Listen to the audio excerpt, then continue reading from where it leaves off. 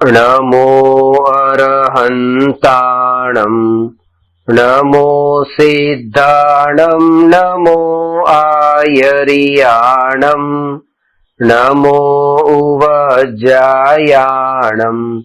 नमो लोये सव्वसाहुणम्।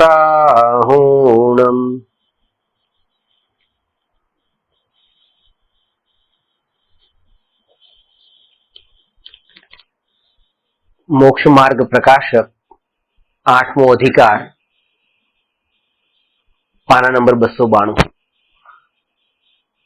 व्याकरण, न्याय, छंद, कोश, वैद्यक, ज्योतिष અને મંત્રાદિ શાસ્ત્રનું પ્રયોજન।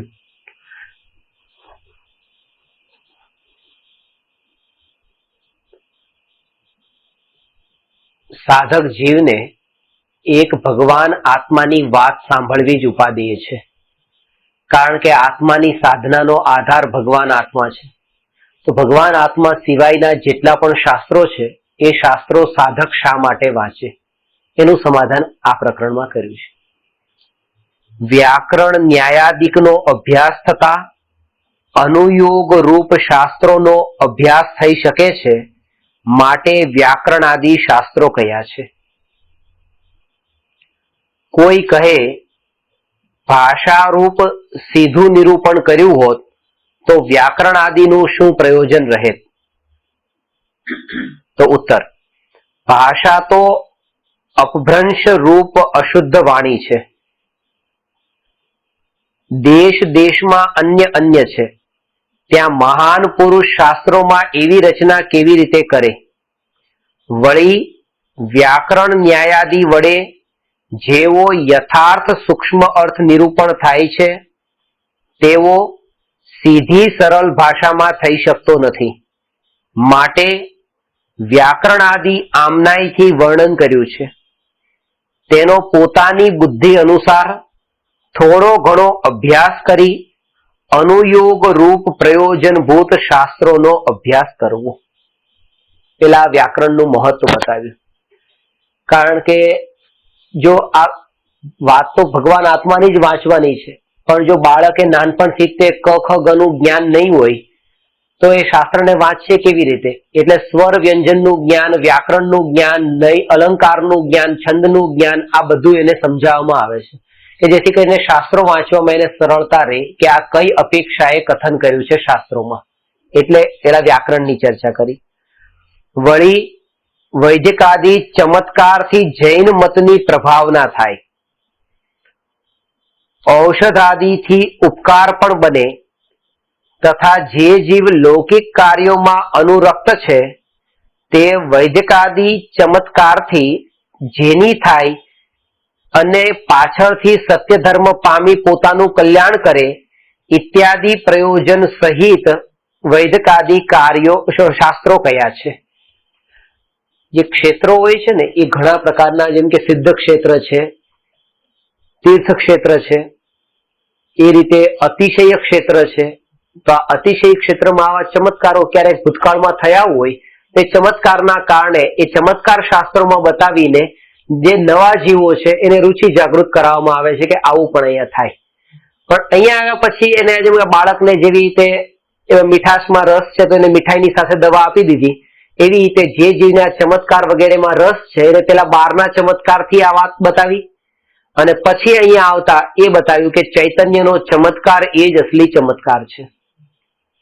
કે અત્યારે હું આત્મા એક પદાર્થ તરફ મારી દ્રષ્ટિ છે, જ્યારે મારું ધ્યાન અહીંયા છે, આ એક વસ્તુને હું જોઉં છું ત્યારે મને પાછળનું કંઈ દેખાતું નથી, આ બાજુનું કંઈ દેખાતું નથી, એક જ જગ્યા તરફ મારું ધ્યાન છે, એક જ વિષયને હું જાણું છું, બીજા વિષયને જાણી શકતો નથી।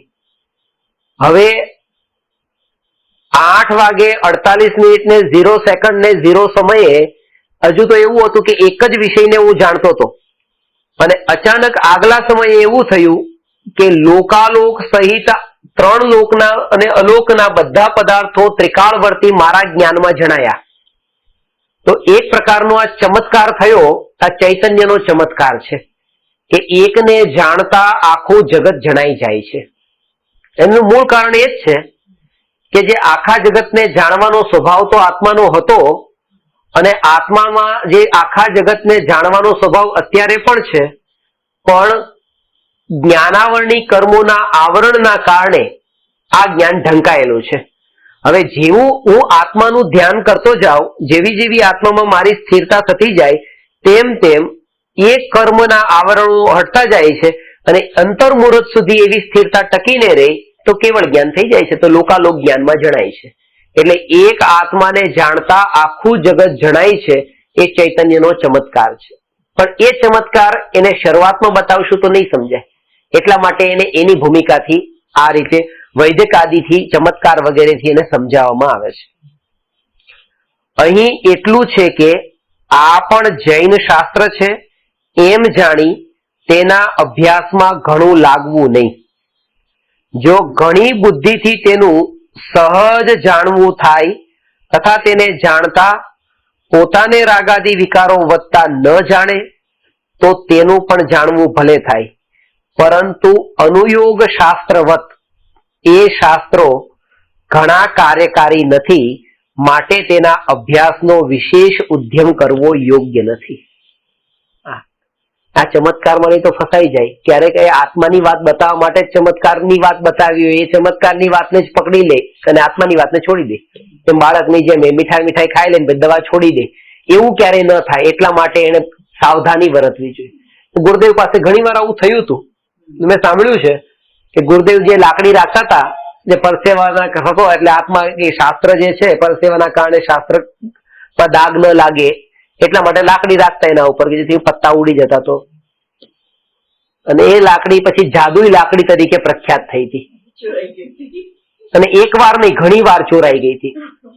એનું મૂળ કારણ એ હતું, આ વાત મેં સાંભળેલી છે કે એ જાદુઈ લાકડી ગુરુદેવ જયારે પ્રવચન આપતા ત્યારે પ્રવચનમાં આગળની લાઈન, પહેલી લાઈનમાં એક ભાઈ બેઠા હતા, એ લાકડી ઉપરથી નીચે પડી અને જે ભાઈ જ્યાં આગળ બેઠા એના ઉપર પડી અને એની ઘણા વર્ષોની ઉઘરાણી એ જ દિવસે પતી ગઈ. બપોરના, સવારનું પ્રવચન થયું ને બપોરના ઉઘરાણી પતી. એટલે ત્યારથી લોકો માનવા લાગ્યા કે આ લાકડી ગુરુદેવની લાકડીમાં કઈક જાદુ છે, અને એ દિવસથી લોકો ગુરુદેવનું પ્રવચન 9 વાગે શરૂ થતું હોય ને 8 વાગે આગળની લાઈનમાં બેસવા માટે, એ લાકડી અમારી ઉપર પડે તો અમારી ઉઘરાણી પતે. તો એ ચમત્કાર જે હતો એને આખું એને ઉલટા રૂપમાં લઈ લીધું અને આત્માની વાત સાઈડમાં રહી ગઈ. એટલે એ કે ભલે એ કહેવામાં આવ્યું હોય કે આ ચમત્કારી લાકડી છે, ગુરુદેવ તો કહેતા કે આવું કઈ છે જ નહીં, આ ચૈતન્યનો ચમત્કાર. એના ઉપરથી તો આ પુસ્તક ચૈતન્ય ચમત્કાર છે, અમારી પાસે બીજો કોઈ ચમત્કાર નથી.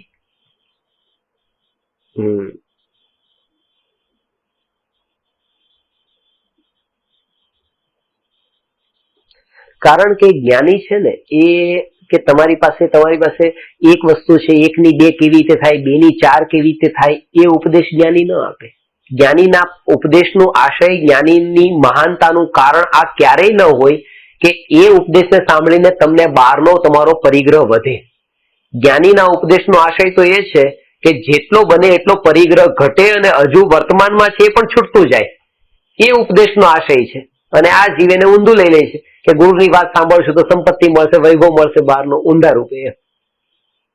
હવે જેમ કે શાસ્ત્રોમાં દાનનું વર્ણન કર્યું કે દાન કેમ આપવું, કે એટલા માટે આપવું કે જયારે તમને એવું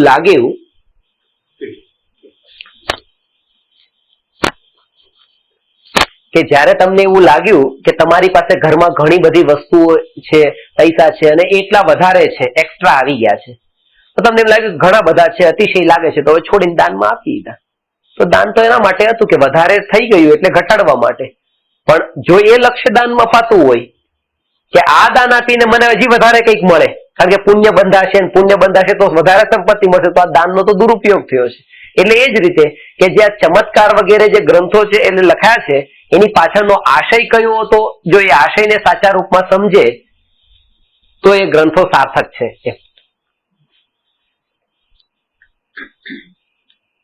એ જ વાત હવે આગળ જો એમ છે તો ગણધરાદી પુરુષોએ તેની શા માટે રચના કરી? પૂર્વોક્ત કિંચિત પ્રયોજન જાણી તેની રચના કરી છે. જેમ ઘણો ધનવાન કોઈ વેળા અલ્પ કાર્યકારી વસ્તુનો પણ સંચય કરે છે, પણ જો અલ્પ ધનવાન એ વસ્તુનો સંચય કરે તો ધન તો ત્યાં જ ખર્ચાઈ જાય, પછી તે ઘણી કાર્યકારી વસ્તુનો સંગ્રહ શા વડે કરે? તેમ ઘણા બુદ્ધિમાન ગણધરાદી કોઈ પ્રકારે અલ્પ કાર્યકારી વૈદ્યકાદી શાસ્ત્રોનો પણ સંચય કરે છે, પણ જો અલ્પ બુદ્ધિમાન તેના અભ્યાસમાં જોડાય તો બુદ્ધિ તો ત્યાં લાગી જાય, પછી ઉત્કૃષ્ટ કાર્યકારી શાસ્ત્રોનો અભ્યાસ તે કેવી રીતે કરે? એ વાત છે. આ તો જ્ઞાન હતું. હવે તમે ઘરમાં એક શોપીસ રાખ્યો, શોપીસ છે 1 લાખ રૂપિયાનો શોપીસ છે, એ ઘરમાં રાખ્યો છે. હવે કોઈ જોઈને કે આપણા ઘરમાં 1 લાખનો શોપીસ છે, મારા ઘરમાં લાવું. હવે એ ઘરમાં લઈ આવ્યો, એની પાસે 1 લાખની મૂડી હતી, બધી વાપરી નાખી. હવે ખાવા માટે પૈસા નથી. તો કે જેની પાસે વધારે હોય એ ભલે ને એવા લાવે ને રાખે ઘરમાં, પણ જેની પાસે ખાવા પણ નથી ને એ હવે ખર્ચો આમાં કરી નાખે તો ખાવા માટે પછી શું કરશે? તો એવી રીતે કે ગણધર આદિ પાસે એટલી બુદ્ધિ હતી તો એ બુદ્ધિને પછી આ રીતે પણ એમણે ઉપયોગ કર્યો, પણ સામાન્ય અજ્ઞાની પાસે તો એટલી બુદ્ધિ છે નહીં, એટલા માટે એને તો એવા જ શાસ્ત્રો વાંચવા કે જેમાં એનું પોતાનું પ્રયોજન સિદ્ધ થઈ જતું હોય. એવા વળી જે મંદ રાગી તો પુરાણાદિમાં શૃંગારાદિનું નિરૂપણ કરે તો પણ તે વિકારી થતો નથી, પણ જો તીવ્ર રાગી એ પ્રમાણે શૃંગારાદિ નિરૂપણ કરે તો તે પાપ જ બાંધે. તે મંદ રાગી ગણધરાદિ છે, તેઓ વૈદિકાદિ શાસ્ત્રોનું નિરૂપણ કરે તો પણ તેઓ વિકારી થતા નથી, પણ જો તીવ્ર રાગી તેના અભ્યાસમાં લાગી જાય તો તે રાગાદિક વધારી પાપ કર્મને બાંધશે, એમ સમજવું.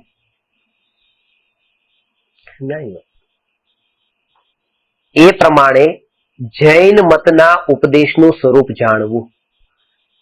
એ ઉપદેશનું જે સ્વરૂપ છે, જેને આપણે પહેલેથી સમજ્યા છીએ કે 4 પ્રકારનું છે, જેને હવે અહીંયા ડિટેલમાં થોડું દોષ કલ્પનાનું નિરાકરણ કરે છે. જે પ્રથમાનુયોગ, કર્ણાનુયોગ, ચરણાનુયોગ અને દ્રવ્યાનુયોગ, આ 4 અનુયોગ છે. શાસ્ત્રોમાં 4 અનુયોગનું કથન કરવાની પદ્ધતિ છે કે જેને જે અનુયોગથી ભગવાનની વાણી સમજાય એ અનુયોગથી સમજે. પ્રયોજન એક જ છે. એમ કહે ને કે દુકાન છે તો દુકાને સોનાની દુકાન હોય કે કપડાની દુકાન હોય કે કોઈ પણ, પ્રયોજન એક છે દુકાનદારનું ધન કમાવવું. તો એવી રીતે કે કોઈ પણ અનુયોગનું શાસ્ત્ર એ વાંચે, પ્રયોજન એક જ છે કે વિતરાગ ભાવની પ્રાપ્તિ થાય. પછી એ કથા કહાની પણ વાંચે, 24 તીર્થંકરોનું જીવન ચરિત્ર પણ વાંચે, કે પછી 3 લોકનું નરકાદિનું સ્વરૂપ પણ વાંચે, કે પછી એ આચરણ સંબંધી ગ્રહસ્થ સાધુના સદાચાર અને શ્રાવકાચારનું પણ વર્ણન સાંભળે વાંચે, કે પછી 6 દ્રવ્ય 7 તત્વોનું સ્વરૂપ વાંચે. એક જ પ્રયોજન છે કે વિતરાગ ભાવ પ્રાપ્ત થાય. આ 4 કથન પદ્ધતિ છે. જેને જે રીતે સમજાય એને એ રીતે સમજાવે છે અને ચારેય વાત સાચી છે. હવે એક બાળક છે, એ બાળક ઘરેથી નીકળ્યો એની મમ્મી સાથે, એટલે રસ્તામાં જતા એને પગમાં કાંટો વાગ્યો એટલે એને મમ્મીને કીધું કે મમ્મી મને પગમાં કાંટો કેમ વાગે છે? મમ્મીએ જવાબ આપ્યો કે તું તારી બેનને બહુ ખરાબ ગાળો દે છે ને એટલા માટે તને કાંટો વાગ્યો.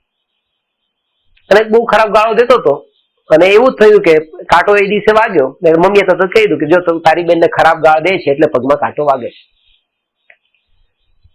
તો મમ્મી હું ખરાબ ગાળ નહીં દઉં તો કાંટો નહીં વાગે? કે ના, નહીં વાગે. ઠીક છે. બીજા દિવસે નીકળ્યા. બીજા દિવસે એવું થયું કે ગાળ દેવાનું તો બંધ કરી દીધું હતું, તોય પગમાં કાંટો વાગ્યો. એટલે કે મમ્મી હવે તો ગાળ નથી દેતો તો હવે કાંટો કેમ વાગ્યો? કે બેટા, પેલા તે જે ગાળ દીધી હતી એનાથી જે કર્મ બંધાયા હતા એના ફળમાં આ કાંટો વાગ્યો છે. અત્યારે તો કઈ નવું કઈ પાપ નથી કર્યું, પણ પેલાનું પાપ તને ફળ આપે છે. ઠીક છે, પણ મેં જેટલા પાપ કર્યા હતા, જેટલી ગાળો આપી હતી, એ તો મને લાગે છે કે એટલા કાંટા વાગી ગયા છે. હવે તો નહીં વાગે ને મમ્મી? કે ના, નહીં વાગે. ત્રીજા દિવસે નીકળ્યા, પગમાં કાંટો વાગ્યો. કે મમ્મી હવે કાંટો કેમ વાગ્યો? કે બેટા, તું નીચે જોઈને નહીં ચાલ્યો એટલા માટે કાંટો વાગ્યો. કે મમ્મી હવે કાલથી નીચે જોઈને ચાલીશ તો નહીં વાગે ને? કે ના બેટા, હવે નહીં વાગે. અને ચોથા દિવસે જયારે એ નીકળ્યો, ચોથા દિવસે જયારે એ નીકળ્યો ત્યારે પગમાં કાંટો વાગ્યો. તો મમ્મીને કીધું, મમ્મી મેં તો બેનને ગાળ આપવાનું બંધ કરી દીધું અને જેટલી ગાળ આપી હતી એટલા કાંટા તો વાગી ચૂક્યા અને હવે તો નીચે જોઈને પણ ચાલુ છું, તો કાંટો કેમ વાગ્યો? તો માએ કીધું, બેટા જો કાંટો વાગવાનો હોય તો વાગે જ તે, એને કોઈ ન રોકી શકે. આ 4 કથન પદ્ધતિ છે. તો પહેલા દિવસની જે કથન પદ્ધતિ છે કથાનુયોગની છે. કથાનુયોગ એમ કહે છે તમે કોઈનું ખરાબ કરો તો તમારું ખરાબ થાય. તમે જેમ રાવણે છે સીતાનું હરણ કર્યું તો રાવણ નરકમાં ગયા, તો આ કે આનું આમ કર્યું તો એની સાથે જોડી દીધું. જરૂરી નથી કે જીવનમાં બીજા પણ કેટલાય સારા કામ કર્યા હશે રાવણે, પણ આ જે નરકમાં ગયા એને આ ઘટના સાથે જ કનેક્ટ કરી દીધું. બસ સીતાનું હરણ કર્યું એટલે નરક થયું. તો આ કથાનુયોગની શૈલી છે. કર્ણાનુયોગ એ કહે છે કે પહેલા જે તમે કઈ પાપ કર્યા હોય, કર્મના સિદ્ધાંત કર્ણાનુયોગમાં છે, એના ફળમાં તમને આ નુકસાન થાય છે, આ તમને દુઃખ પડે છે. ચરણાનુયોગ એમ કહે છે કે તમે સદાચારથી નથી જીવન જીવતા એટલે દુઃખી થાવ છો, નીચે જોઈને ચાલો, જીવોની રક્ષા કરો. અને દ્રવ્યાનુયોગ એ કહે છે કે જે વસ્તુની જે પર્યાય જે સમયે જે નિમિત્તે જે હોનહારથી જેવી થવાની હોય તે દ્રવ્યની તે પર્યાય તે નિમિત્તે તે ભવિતવ્યતાથી તે સમયે તે રૂપે થાય, એને કોઈ રોકી શકે નહીં. આ 4 પ્રકારની કથન પદ્ધતિ, ચારેય કથન પદ્ધતિ સાચી છે. જેને જે સમજાઈ જાય એને સમજી લે અને પોતાનું કલ્યાણ કરી લે. તો આ જ વાત હવે ચારેય અનુયોગોને અલગ વિસ્તારથી સમજાવે છે. પેલા પ્રથમાનુયોગ લઈએ. જો પ્રથમાનુયોગમાં દોષ કલ્પનાનું નિરાકરણ.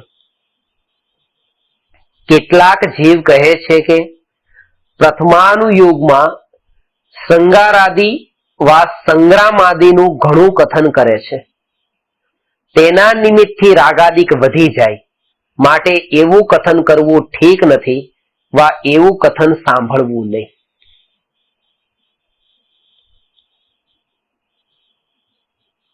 આ બધું વર્ણન કર્યું છે, રાણીઓનું વર્ણન, ચક્રવર્તીની રાણીઓનું વર્ણન, ભોગોનું વર્ણન. એ સાંભળીને કે તો રાગ વધી જાય છે.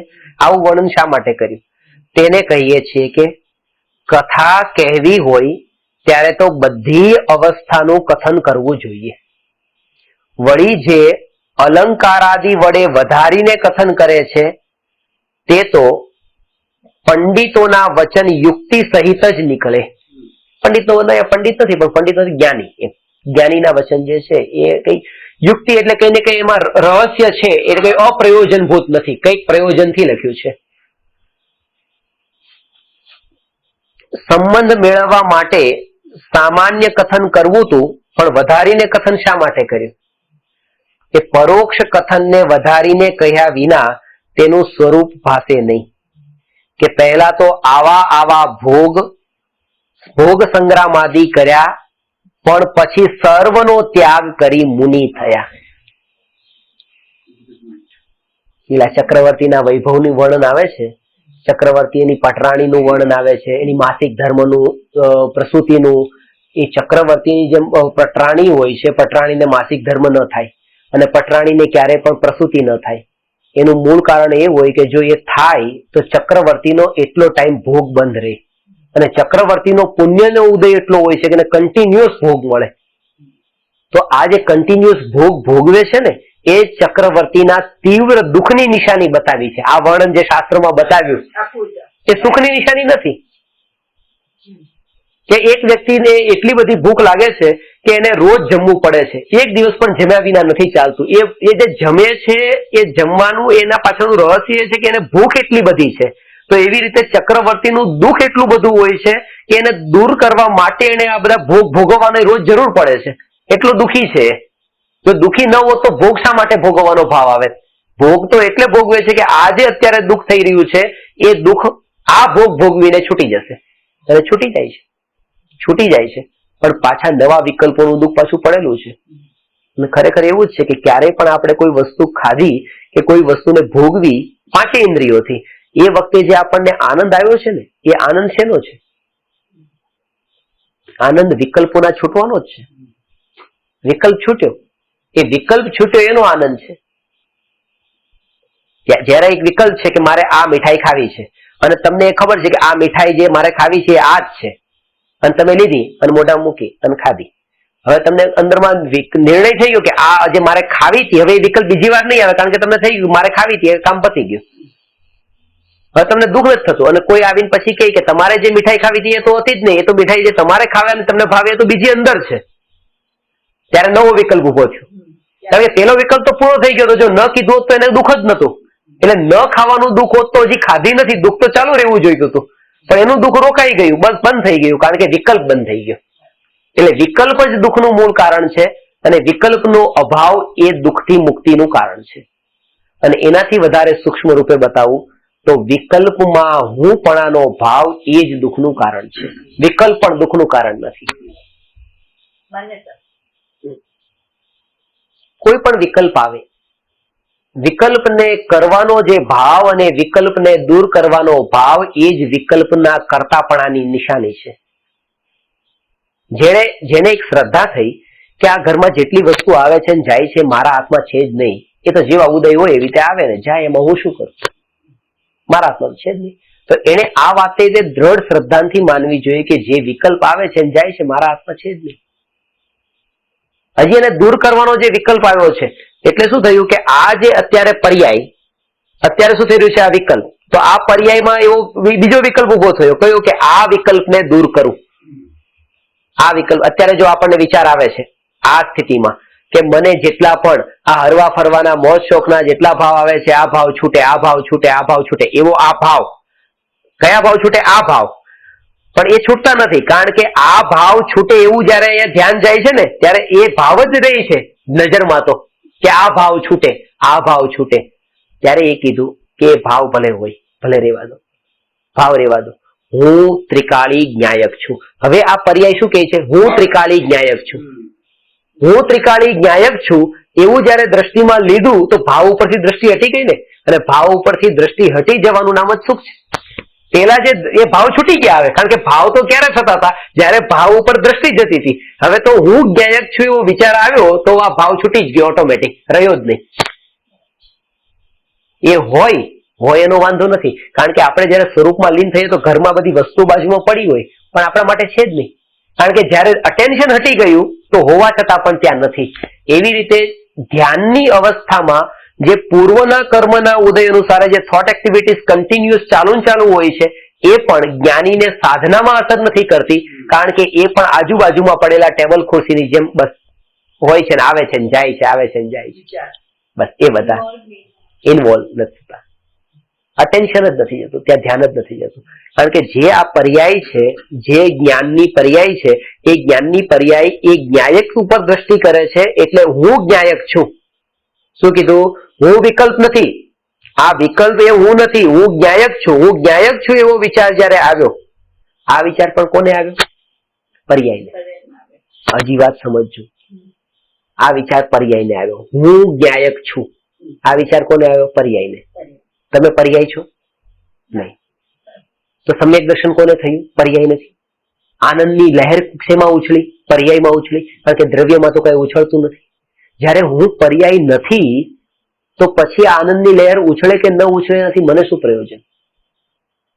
અને આપણું અત્યારે તમે આ સાંભળવા બેઠા છે તો એ જ ધ્યેય છે ને કે સમ્યક દર્શન પામવા માટે આ સાંભળવું છે. પણ એ સમ્યક દર્શનની જે પર્યાય પ્રગટ થાય છે એ તો ઉત્પન્ન થાય છે ને, અને હું ઉત્પન્ન થવા વાળો નથી, હું તો અનાદિ અનંત છું. હું ક્યાં ઉત્પન્ન થાઉં છું?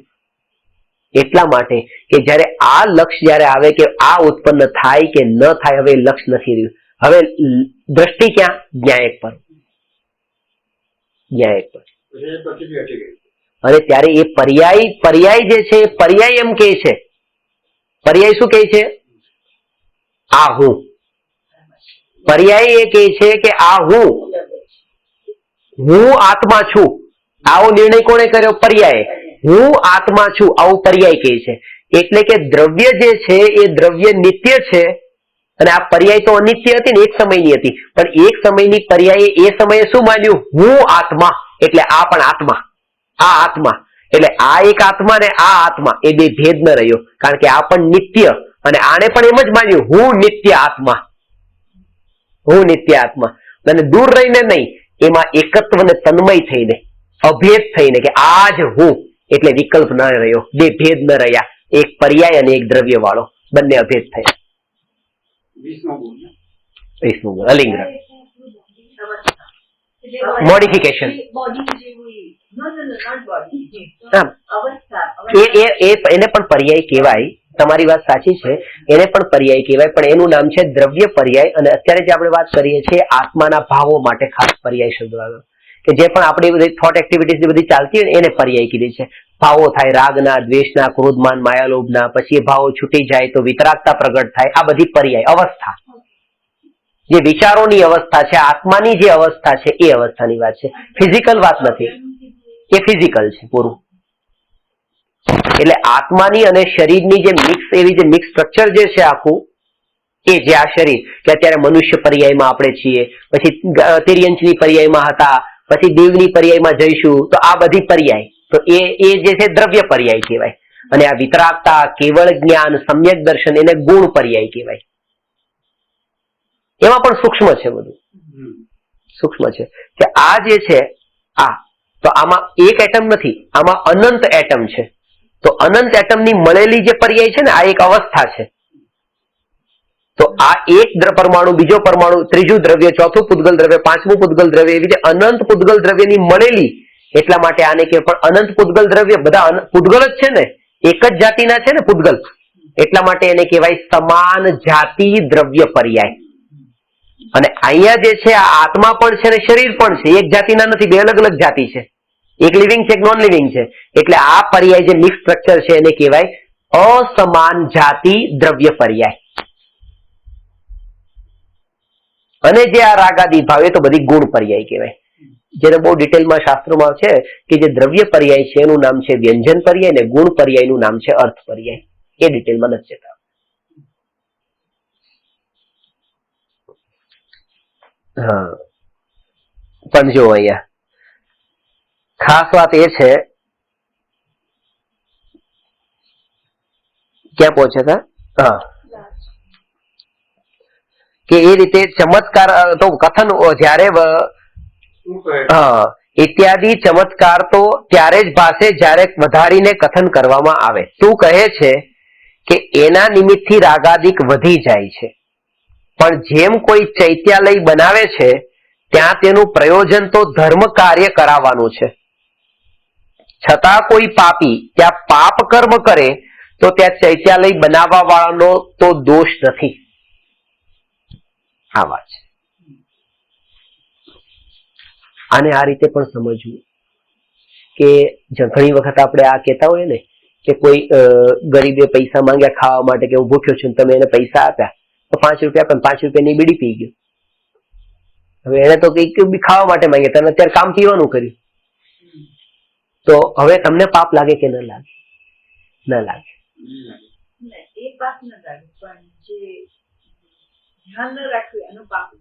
કહું શેનું ધ્યાન ન રાખ્યું? કારણ કે અત્યારે તમને કહું ને, ડગલે ને પગલે આ જ દેખાશે તમને. ક્યાં ક્યાં તમે ધ્યાન રાખવા જશો? એક જગ્યાએ દાન ન આપી શકો, એક વસ્તુ કોઈ ન આપી શકો, કારણ કે અત્યારે તમારું બરાબર, પછી 5 વર્ષ પછી દુરુપયોગ થાય તો, 10 વર્ષ પછી દુરુપયોગ થાય તો, 500 વર્ષ પછી દુરુપયોગ થાય તો. તમને સીધી વાત બતાવું કે અત્યારે આ જેટલા શાસ્ત્રો આજે ચર્ચા કર્યા હતા કે આ શ્વેતાંબર દિગંબરના નામે આ સમય શિખરમાં આટલા કરોડ ભેગા થઈને કોર્ટમાં કેસ ચાલે છે, આટલું બધું થાય છે, આ શાસ્ત્રોને આધાર બનાવીને પાછું. તો આ આટલા જે ઝઘડાઓ, આ ભગવાનની વાણીનો દુરુપયોગ જ કર્યો ને, શાસ્ત્રોનો આધાર લીધો આના માટે, ઝઘડા માટે દુરુપયોગ કર્યો ને. આપનાર કોણ હતા? ભગવાન. અને જેને મળ્યું એને તેનો સદુપયોગ કર્યો જ નહીં, દુરુપયોગ કર્યો, તો ભગવાનને કેટલો દોષ લાગે? કોઈ દોષ ન લાગે. ખાસ વાત એ છે કે આપનારાનો અભિપ્રાય છે એ બહુ મહત્વનો છે.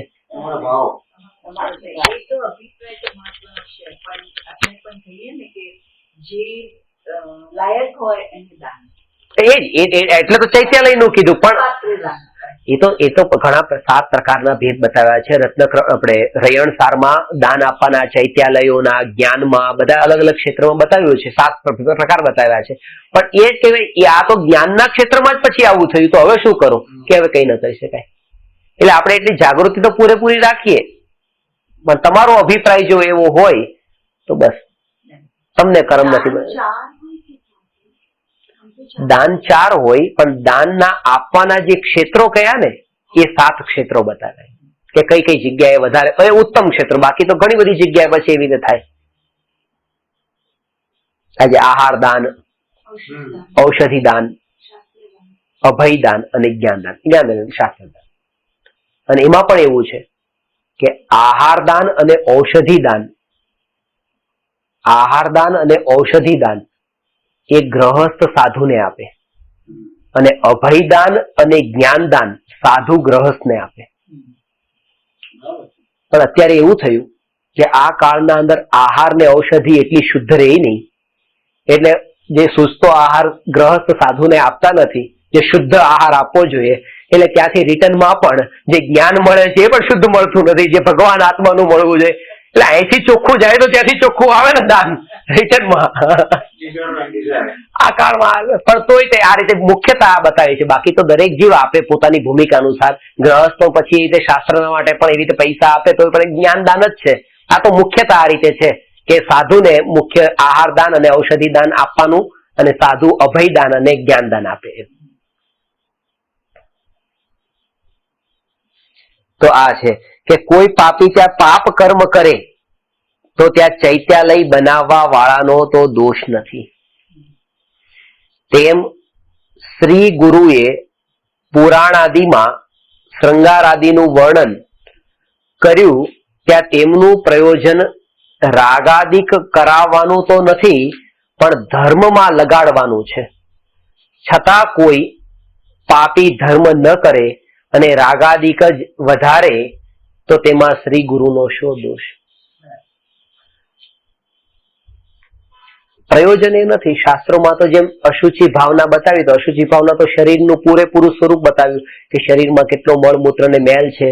जिस देह के संयोग में जो वस्तु पल भर आएगी वह भी मलिन मल मूत्रमय दुर्गंधमय हो जाएगी. તો આ શરીરનું વર્ણન એ અશુચિ ભાવનામાં સાંભળ્યા પછી તો કે પુરુષને સ્ત્રી, સ્ત્રીને પુરુષના શરીરને તરફ હાથ દેખાડો પણ ભાવ ન કે અરે આવું ગંદુ શરીર, અને પોતાના શરીર પ્રત્યે પણ થાય કે હું આત્મા શરીરમાં કેમ બેઠો છું, બીજાનું તો પછી ત્યારે આવા ગંદા શરીરમાં બેઠો છું. તો એ વર્ણન કર્યું એ શરીર પ્રત્યે દ્વેષ કરવા નહીં, આવા શરીરમાં જુગુપ્સા ઘૃણા કરવા નહીં, પણ શરીરથી ઉદાસીન થઈને વૈરાગ્ય અંગીકાર કરીને આત્મામાં સ્થિર થવા માટે આ ઉપદેશ હતો. કથન કર્યું એ કથનના આશયને કોઈ ઉલટો ગ્રહણ કરે તો એની પોતાની ભૂલ છે. જ્ઞાનીનો આશય એ નથી. મોહ ઘટાડવા માટે આ કથન કર્યું છે કે તમે હલવો લીધો, હલવો ત્યાં મોઢામાં મૂક્યો, મોઢામાંથી પછી બહાર કાઢ્યો, હવે તમે કોઈને કહો કે હલવો ખાઓ તો પેલો ઉભો થઈને જતો રહેશે, આવો હલવો આપો કે શું થઈ ગયું, હલવો તો એ જ છે, હમણાં હતો એ જ, પણ શરીરના ટચમાં આવી ગયો એટલે કે જે શરીરના ટચમાં આવી ગયો હલવો આટલો ગંદો થઈ ગયો તો શરીર કેટલું ગંદુ હશે. અને એ શરીરને તો વળગીને રહે છે, હલવો નહીં અડે પણ શરીરને હજી અડશે. તો કે આ અજ્ઞાનતા છે, આ મૂર્ખતા છે, આજ મિથ્યાત્વ છે. અને આ તો હજી એક સેકન્ડ મોઢામાં ગયો હતો, હજી 2 કલાક અંદર રહીને વોમિટ થઈને બહાર આવ્યો હતો તો પછી શું હાલ થાત, અને 4 કલાક રહ્યો હતો તો હજી વધારે એની વિસ્તાર રૂપે આવ્યો હતો તો કોઈ એના તરફ જોવે જ પણ નહીં. તો કે આટલી જે શુદ્ધ ઘીનો હલવો એને આટલું ગંદુ કરી દેવા વાળું જે શરીર જેના ટચમાં રહીને હલવો આવો થઈ જાય, એ શરીરમાં અજ્ઞાની જીવને આટલી આસક્તિ કેમ છે? જ્ઞાનીને આ જાણીને આશ્ચર્ય થાય છે. આ ભેદ જ્ઞાન કરવા માટે હતું. હવે આને આ વાંચીને શરીર આવું છે, હવે આ શરીરથી છૂટી જાય, ચલો સુસાઇડ કરો. નરકમાં આવું શરીર નહીં હોય, વૈકરી કશે ત્યાં હોદારીક નથી હોતું, સ્વર્ગમાં પણ એમ. સુસાઇડમાં તો પછી નરક જ જાય ને, સ્વર્ગ તો ક્યાંથી જાય? એટલે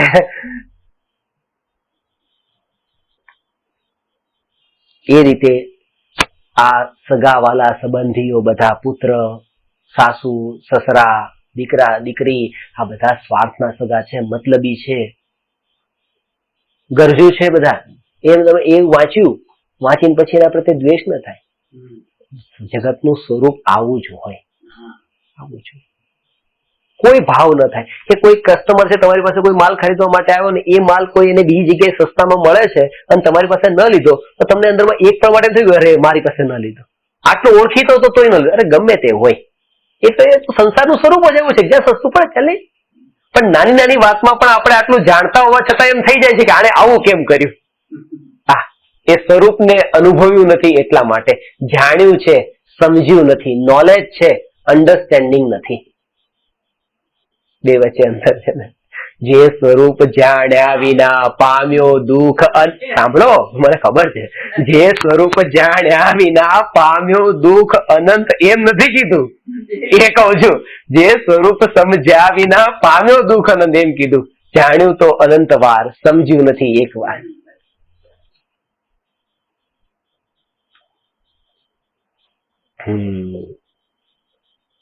જે રાગાદિક ના નિમિત્ત હોય તે કથન જ કરવા નહોતા. જો આવું કરે તો કોઈ કથન જ ન કરી શકે, કારણ કે અજ્ઞાનીને તો દરેક વાક્યમાંથી રાગાદી થાય, તો શું શાસ્ત્ર રચવા જ નહીં? કારણ કે જે વાક્ય વાંચશે એમાં કંઈક ને કંઈક એને ભાવ થવાના છે. નરકનું વર્ણન વાંચે, નરક આવું છે, મને તો ભય કશાય થઈ જાય છે, આવું નરકનું ન લખ્યું હોત તો સારું હતું.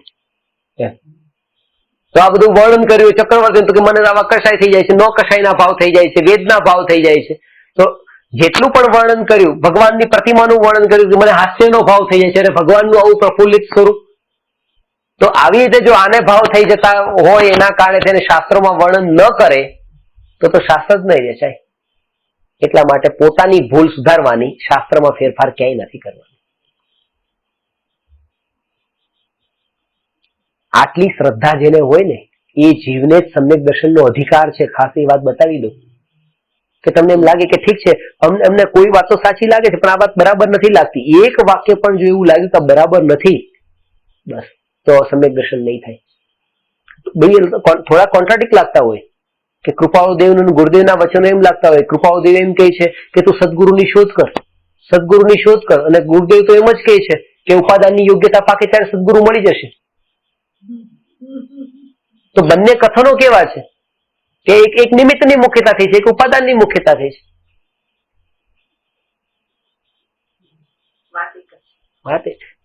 એ સમયે એ કથનમાં જોર એના ઉપર આપ્યું હતું. ઘણા લોકો કે ગુરુદેવે નિશ્ચયને બતાવ્યો છે, કૃપાળુદેવે વ્યવહારને બતાવ્યો છે. આવું ક્યારેય જ્ઞાની ન બતાવે. કૃપાળુદેવે નિશ્ચયને બતાવ્યો, વ્યવહારને બતાવ્યો, અને ગુરુદેવે નિશ્ચયને બતાવ્યો. તો નિશ્ચયને બતાવ્યો તો પછી આટલા જીન મંદિરો જે છે એના પંચ ગુરુદેવના હાથે થયા, જાત્રાઓ આટલી થઈ, ગુરુદેવે જીવનભર પ્રવચન આપે. ઘણા લોકો એમ કે ને કે ગુરુદેવ એમ કે નિશ્ચય નિશ્ચય નિશ્ચય, વ્યવહાર છોડવા જેવો છે, વ્યવહાર છોડવા જેવો છે. વ્યવહારની તો બિલકુલ ગુરુદેવે ના જ પાડી. ક્યારે ના પાડી? તો કે તમે પ્રવચન જ સાંભળતા ગુરુદેવ? ગુરુદેવના પ્રવચનમાં કેટલી વાર આવે છે? હા, પ્રવચન જ વ્યવહાર છે. પ્રવચન જ વ્યવહાર છે. વ્યવહાર નથી કરવો એવું ગુરુદેવ કહે તો પછી પ્રવચન શું કામ કરે? ખાસ આશય એ હતો કે એ વ્યવહારમાં અટકી નહીં જતા, અટકી નહીં જતા. વ્યવહાર તો થાય પણ વ્યવહારમાં અટકવાનું થયું એ ખોટું.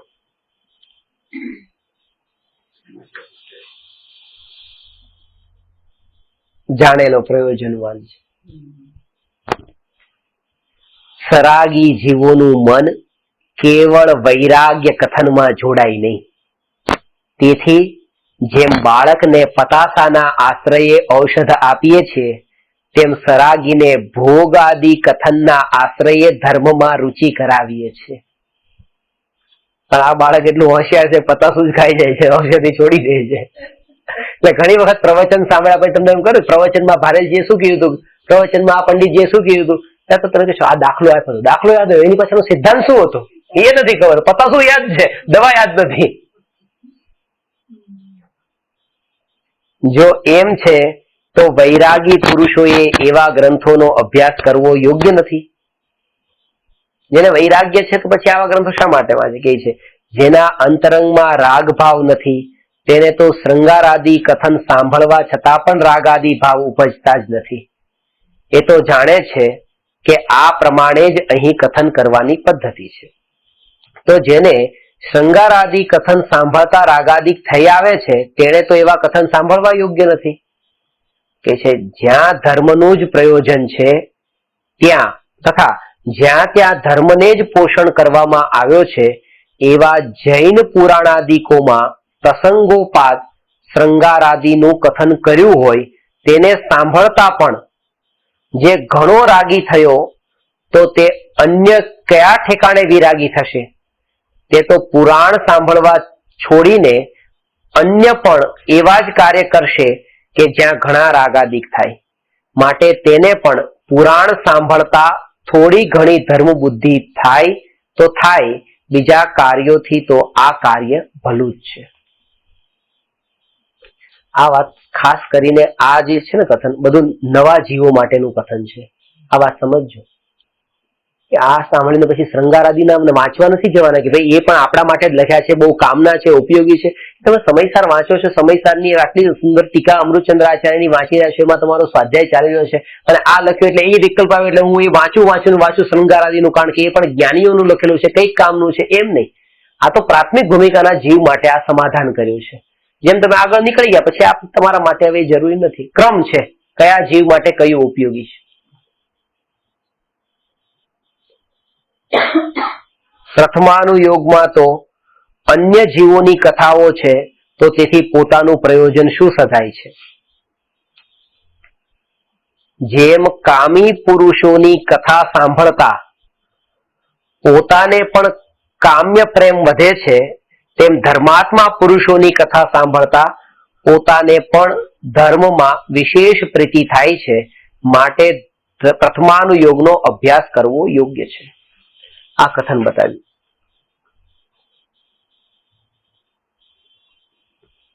જેને ધર્મમાં રસ છે એને 4 અનુયોગમાંથી કોઈ પણ અનુયોગ કંટાળાજનક નહીં લાગે. એ વાત અલગ છે કે એ પોતાનું પ્રયોજન સિદ્ધ કરવા અર્થે એ કયા શાસ્ત્રને વાંચે છે, ક્યાં જોર આપે છે, પણ એને કોઈ કંટાળાજનક નહીં લાગે. એને ક્રિકેટમાં રસ છે તો એ સચિન તેંડુલકરની જીવન ગાથા પૂરેપૂરી એનું જીવન ચરિત્ર એને વાંચવામાં એને આળસ નથી, કંટાળો નથી આવતો, કારણ કે એની સ્ટોરી છે, લાઈફ સ્ટોરી. તો એવી રીતે તે જે પ્રથમાનુયોગ છે એ તો મહાપુરુષોની કથા છે. જેને ધર્મમાં રસ છે એને ધર્મી પુરુષોની કથા વાંચવામાં કંટાળો નથી આવતો. જેમ આને ક્રિકેટમાં રસ છે તો ક્રિકેટરની કથામાં રસ પડે છે, કંટાળો નથી આવતો. બીજું કે ધર્મમાં જેને રસ છે એને આ ધર્મના ક્ષેત્રો, આ સ્વર્ગ નરકના ભેદ પ્રભેદો, જેટલું 3 ક્ષેત્રો, એમાં પણ કંટાળો નથી આવતો. જેમ ક્રિકેટમાં રસ છે અને ક્રિકેટના ગ્રાઉન્ડ, સ્ટેડિયમ કયાનું કયું છે, ઇંગ્લેન્ડનું કયું છે, લોર્ડ્સ ક્યાં છે, પછી ઓસ્ટ્રેલિયાનું કયું છે, ત્યાંના કયા, બધા પૂરેપૂરી ડિટેલ એની પાસે રાખે છે. તો આ ક્ષેત્રની વાત આવી, ગ્રાઉન્ડ વગેરે એ બધું, એનો એરિયા. આ કર્ણાનુયોગ. ચરણાનુયોગમાં કે એનું આચરણ કેવું છે ખેલાડીઓનું, એ શું ખાય છે, કેવી રીતે રહે છે, એ બધું એ જોવે છે. એનું રમવાનો કેવી રીતે બેટ પકડે છે, કેવી રીતે રમે છે, કેવી રીતે દોડે છે, કેવી રીતે કૂદે છે, કેવી રીતે બોલ પકડવા જાય, તો એ બધું તો એ ચરણાનુયોગમાં બતાવ્યું છે. દ્રવ્યાનુયોગની દ્રષ્ટિએ કે એ વ્યક્તિ કોણ છે એમ, તો એ પણ જાણે છે કે એ આખું ગેમ, એનો મૂળ, એનો આધાર શું છે, એના રૂલ્સ રેગ્યુલેશન કેવા છે. તો દ્રવ્યાનુયોગ તો એ જ છે, આપણા મૂળ સિદ્ધાંતો બધા દ્રવ્યાનુયોગમાં જ છે. એટલે કે ક્રિકેટના નિયમોથી પણ એ પરિચિત થાય કે એક ઓવરમાં કેટલા બોલો, એ બધું એ જાણે છે. તો એને ક્રિકેટમાં રસ છે એટલે કંટાળો નથી આવતો. બધામાં એને રસ છે, એ જ એને ક્રિકેટનો અસલી રસ કહેવાય. તો એ જ રીતે જેને ધર્મમાં રસ છે એને 4 અનુયોગોના કથનમાં રસ પડે, કોઈમાં કંટાળો ન આવે. એ આનો આશય છે. હવે આગળ કર્ણાનુયોગમાં દોષ કલ્પનાનું નિરાકરણ. આ અઘરો પડે છે ને કર્ણાનુયોગ.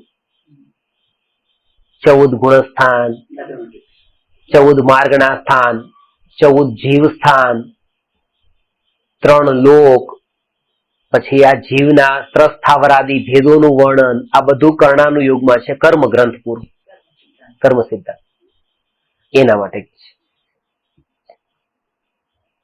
કેટલાક જીવ કહે છે કે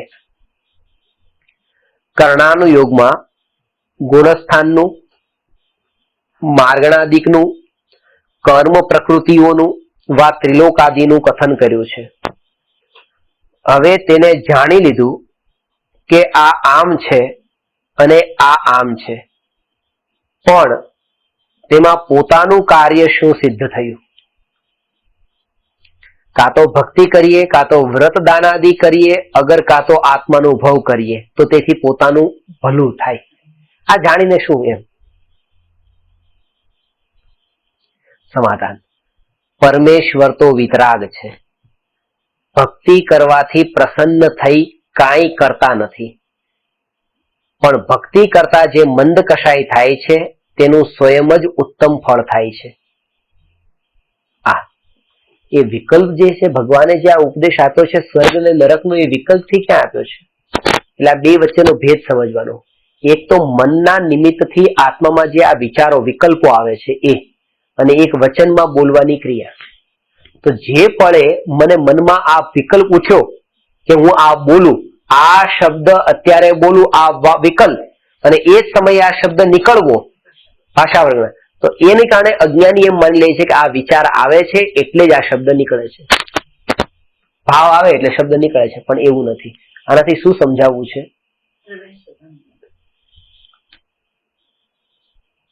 ભાવ જે વિકલ્પો છે, તીર્થંકર ભગવાનને જ્યારે વિકલ્પ થયા હતા સમજાવવાના ત્યારે વાણી નીકળી જ નથી. તીર્થંકર પ્રકૃતિનો બંધ ક્યારે થયો હતો? જ્યારે આ વિકલ્પો ઉઠ્યા હતા ત્યારે. તમને ખબર છે ને તીર્થંકર પ્રકૃતિનો બંધ થયો કયો? તીર્થંકર ભગવાનની દિવ્ય ધ્વનિ સમો શરણમાં ઓમકાર ધ્વનિ છે ને. જીવો પોતપોતાની ભાષામાં સમજી જાય છે, પણ ભગવાન શ્રોતાના કર્ણ પ્રદેશ સાથે ભગવાનના ઓમ ધ્વનિ અથડાય ટકરાય ત્યાં સુધી તો એ નિરક્ષરી કહેવાય છે, અક્ષર નથી. ને પછી એ ભાષામાં વિભાજિત થઈ 18 મહાભાષા અને 700 લઘુ ભાષાઓમાં વિભાજિત થઈ ભગવાનની વાણી. તો આ જે વાણી વિભાજિત થઈ, આ ભગવાનને તો વિકલ્પ છે જ નહીં, તો કેમ થઈ? આ પૂર્વનો જે વિકલ્પ હતો એનું આ કર્મ બંધાયું હતું, આ બાંધ્યું હતું. આવો ભાવ આવે.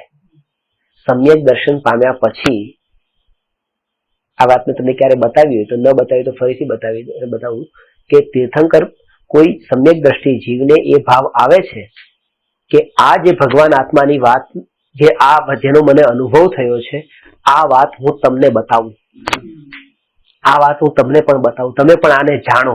તમને એનું જ્ઞાન નથી, તમે પણ જાણો, પણ કે તમને ગુજરાતી આવડતું નથી, મને એકલું ગુજરાતી જ આવડે છે, અને તમને આવડે છે, તમને ચાઇનીઝ આવડે છે, તમને મેન્ડેરિન આવડે છે, તમને થાઈ આવડે છે, તમને બધી અલગ અલગ ભાષા આવડે છે, અને મને એકલું ગુજરાતી આવડે છે. અને મારે કેવું તો છે કે હું તમને, જો મને જાપાનીઝ આવડતું હું તમને શીખવાડે, મને મલય આવડતું મલયમાં તમને શીખવાડે, મને થાઈમાં આવડતું થાઈમાં શીખવાડે, આવી રીતે બધાને હું શીખવાડી દેની. આવો ભાવ આવે છે, પણ આવડતી નથી ભાષા.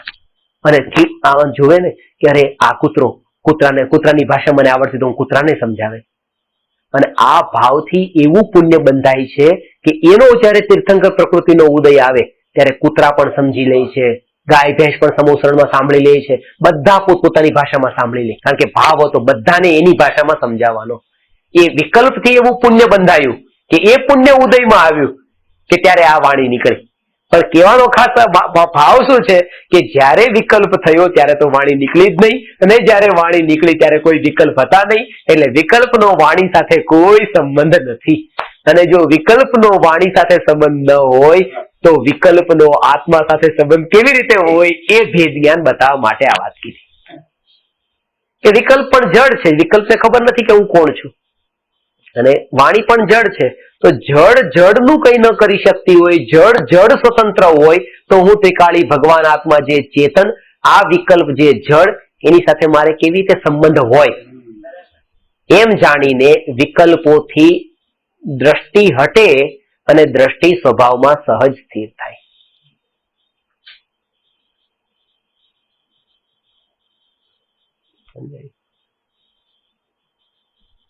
સાધનાની શરૂઆત વિકલ્પોમાં ફેરફાર કરવાનો અભાવ થઈ જાય છે ત્યારથી જ થાય છે, એના પેલા સાધનાની શરૂઆત નથી.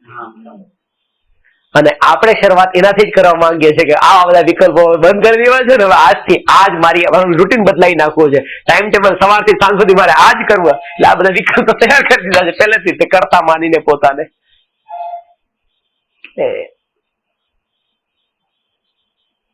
એક જગ્યાએ મેં શાસ્ત્રોમાં વાંચ્યું હતું કે એક સાધારણ અજ્ઞાની વિશે એ કહેવું બહુ સહેલું છે, અને કે એ અત્યારે 1 કલાક પછી શું કરશે અજ્ઞાની, પછી કાલે સવારે શું કરશે, કાલે બપોરે શું કરશે, 2 દિવસ પછી બધું કહી શકાય. અજ્ઞાની વિશે કહી શકાય, એનું બધું પાકું વ્યવસ્થિત હોય કામકાજ.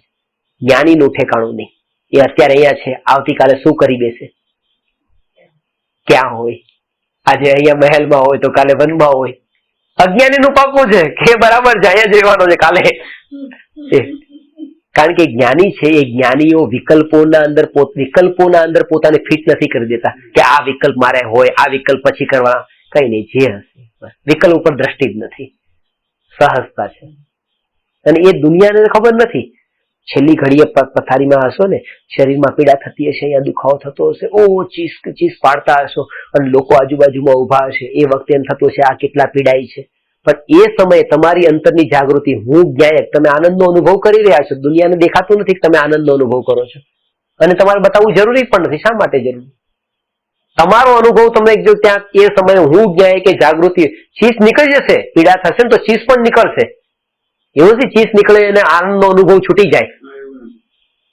સમ્યક દ્રષ્ટિ જ્ઞાનીને આત્માનો અનુભવ હોય, બારીમાં હાથ આવી જાય તો ચીસ નીકળી જાય એ સમયે. પણ એવું નથી કે એ સમયે એ શરીરમાં મારાપણું થઈ ગયું છે. અંતરમાં તો એકત્વ તો આત્મામાં જ છે. સમજાણી વાત? એટલે જાગૃતિ એ કે જગતમાં જ્ઞાનીને જગતની કોઈ પરવા નથી. જગતથી બિલકુલ બિલકુલ અલિપ્ત થઈ ગયા છે કે દુનિયા મારો શું વિચાર કરશે. બસ હું બસ પોતે અંતરમાં હું જ્ઞાયક. અને એ જ્ઞાની નથી કરતા. જ્ઞાની તો જ્ઞાની જ છે, બસ એ આ બધું પર્યાય કરે રાખે છે. હું આત્મા દરેક સમયે પર્યાય જ બધું કરે છે, અભેદ રહીને, દ્રવ્ય સાથે તન્મય રહીને. વિકલ્પમાં ફેરફાર કરવાનો અભાવ થાય ત્યારથી થાય છે કે આ વિકલ્પ હવે આવા નથી કરવાના, આવા કરવા છે. ફેરફાર કરવાનો ભાવ આવે ને, વિકલ્પનો ભાવ આવે એ જ. તમે કીધું મતલબ એવું છે કે શરીર સાથે મજા આવે, એ જ કે વિકલ્પોથી એકત્વ છૂટ્યું એટલે વિકલ્પ સમ્યક દર્શન પ્રગટ થયું. હવે જયારે આત્માની અનુભૂતિ થઈ ત્યારે કેવું થાય કે અરે આ આત્માને મેં કેટલો ભટકાવ્યો, કેટલો દુઃખી કર્યો, 4 ગતિમાં દુઃખી કર્યો, મેં મારા જ નિજ આત્માને આટલો દુઃખી કર્યો અને મેં પોતાને ઓળખ્યું નહીં. આવું સ્વરૂપ તો મારી પાસે જ હતું અને મેં ઓળખ્યું નહીં, મેં જાણ્યું નહીં. એવો કોઈ વિચાર નથી આવતો.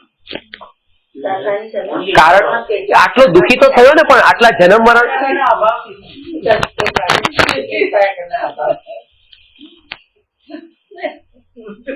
શું કીધું કે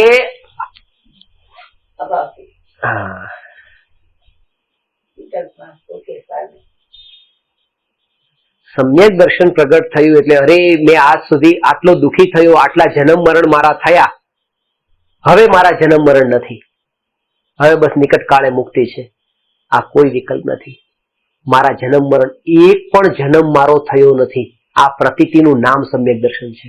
હું એક પણ માટે ક્યારેય દુઃખી જ નથી થયો, કારણ કે દ્રવ્યમાં તો દુઃખ છે જ નહીં ને, અને દ્રવ્ય તે હું. એટલે સમ્યક દ્રષ્ટિ જીવને મેં આટલા દુઃખ ભૂતકાળમાં, નિગોદમાં, નરકમાં ભોગવ્યા તેવું છે જ નહીં. મેં અનાદિકાળથી માત્ર જાણ્યું જ છે, જાણવા રૂપે જ રહ્યો છું. કારણ કે રહેવાની તૈયારી છે ને હોય, બસ એક જ્ઞાની.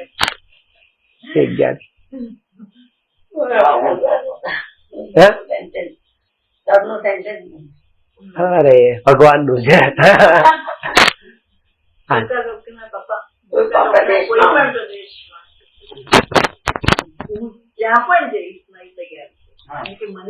એવો ભાવ છે. અત્યારે તો આ પ્રદેશ ઉપર અત્યારે એર કન્ડિશન બંધ થાય તો રહેવાની તૈયારી નથી. પછીના પ્રદેશની વાતો પછીની છે. આ જ પ્રદેશ ઉપર કે આ દંડલોક નો સોફા ન હોય તો ન ચાલે, એ તો જોઈએ. વાત તો બહુ ઊંચી છે. તમે વાક્ય બોલી ગયા ને, એ વાત બહુ ઊંચી વાત છે. એ સમ્યક દ્રષ્ટિની વાત છે. ભાવના તો આવી ભાવો છો, બહુ સારી વાત છે. આજ ભાવના જ્ઞાની બરાબર છે.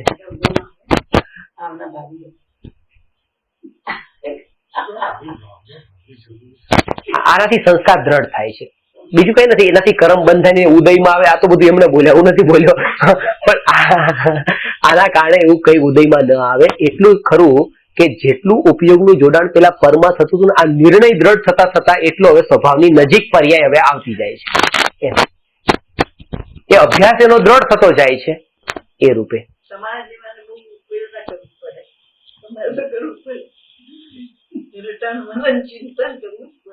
કારણ કે એ નહીં કરે તો બીજું અત્યારે શું કરશે? આ પણ છે ને, પછી શું કરશે? અત્યારે આ જ એક આધાર છે. એટલા માટે કૃપાળુ દેવે પણ એટલી સત્સંગની જે મહિમા બતાવી છે, 360 પત્ર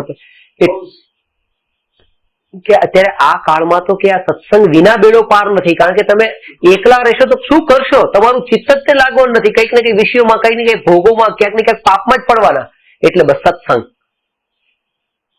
એટલે કે ગ્રહસ્થ હોય તો જેટલું બને એટલું સત્સંગમાં રહેવું, અને સાધુ હોય જેટલું બને એટલું એકાંતમાં રહેવું.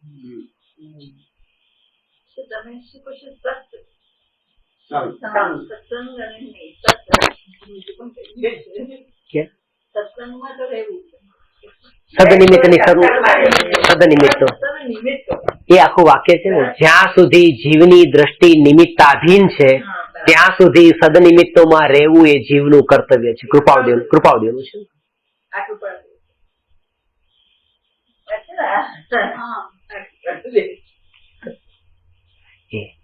કૃપાવદેવ શ્રીમદ રાજચંદ્રજી, શ્રીમદ રાજચંદ્રજી થી ઓળખતા હોય એટલે કૃપાવદેવ ન ખબર હોય. એટલે ઘણી જગ્યાએ લોકો ગુરુદેવ કહે, હું ગુરુદેવ ન કહું, હું ગુરુદેવ શ્રી કાનજી સ્વામી, કારણ કે ગુરુદેવ અત્યારે કેટલાય ગુરુદેવ થઈ ગયા, એટલે પછી એ કેવું પડે કે ભાઈ ગુરુદેવ એટલે ગુરુદેવ શ્રી કાનજી સ્વામી, પાછા ગડબડ થઈ જાય. નહીં તો આજે ગુરુદેવ નો સમાધિ દિવસ છે ને, મને કોઈ પૂછ્યું કે ગુરુદેવ તમે એને કેમ કહો છો? એ ગુરુ હતા, એ દેવ હતા? કે ગુરુ તો 6ઠા 7મા ગુણસ્થાન વર્તી હોય, અને દેવ તો 13મા ગુણસ્થાન વર્તી હોય. એના તો 6ઠા ગુણસ્થાન વર્તી હતા, ના 13મા ગુણસ્થાન વર્તી હતા. તો ગુરુદેવ કેમ કહો છો? 6ઠા ગુણસ્થાનમાં કુંદકુંદ આચાર્ય જયારે આત્માના ધ્યાનમાંથી બહાર આવતા હતા, ત્યારે શાસ્ત્ર લખતા હતા, ત્યારે 6ઠું ગુણસ્થાન હતું. એટલે 1 થી 14 ગુણસ્થાનોમાં ઉપદેશ આપવાના 2 ગુણસ્થાન મુખ્ય કયા છે? એક 6ઠું અને બીજું 13મું. વિકલ્પ સહિત ઉપદેશ આપે એ 6ઠું, અને વિકલ્પ વિના જે ઉપદેશ નીકળે એ 13મું. 13મું એટલે દેવનું ગુણસ્થાન, ભગવાનનું, અને આ ગુરુનું. એટલે સાચા દેવશાસ્ત્ર ગુરુ, આપણે 3 શબ્દો બોલીએ ને, દેવશાસ્ત્ર ગુરુ, તો 13મું દેવનું છે, આ 6ઠું ગુરુનું છે. અને ગુરુદેવને તો બેમાંથી એક હતા કે આ પંચમ કાળમાં આ ભૂમિ પર વર્તમાનમાં સાચા દેવનો યોગ અસંભવ છે, અને સાચા ગુરુનો યોગ દુર્લભ છે. અને એમના થકી પણ આપણને વાત તો ભગવાન આત્માની જ મળવાની હતી ને, એ ભગવાન આત્માની વાત આપણને ગુરુદેવે બતાવી, એટલે દેવ અને ગુરુની કમી નહીં ખલવા દીધી. જે વાત ત્યાંથી મળવાની હતી અહીંથી મળી ગઈ, એટલે અમારા માટે તો આ જ ગુરુ છે ને આ જ દેવ છે, એટલે આ અમારા ગુરુદેવ છે. કારણ કે એ વાત તો અમને આપી જે ગુરુ ને દેવ થકી મળવાની હતી. ભગવાન આત્મા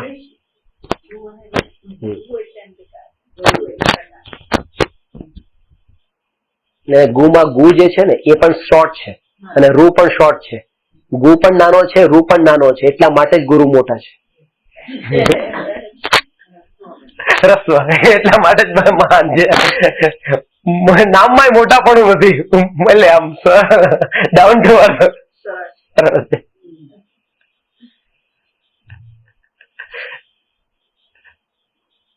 ગુરુમાં ગુ પણ લઘુ છે ને રૂ પણ લઘુ છે.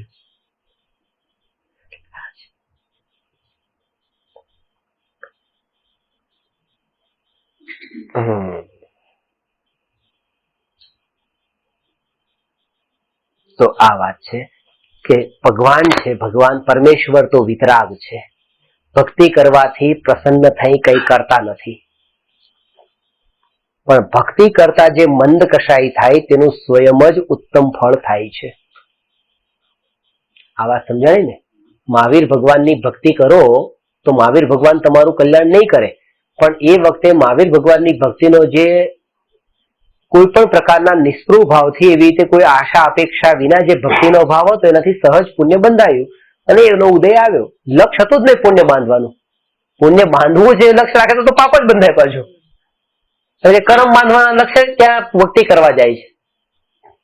સ્વર્ગમાં જવું છે એટલે ભગવાનની ભક્તિ કરે છે, એટલા માટે એ પણ નથી.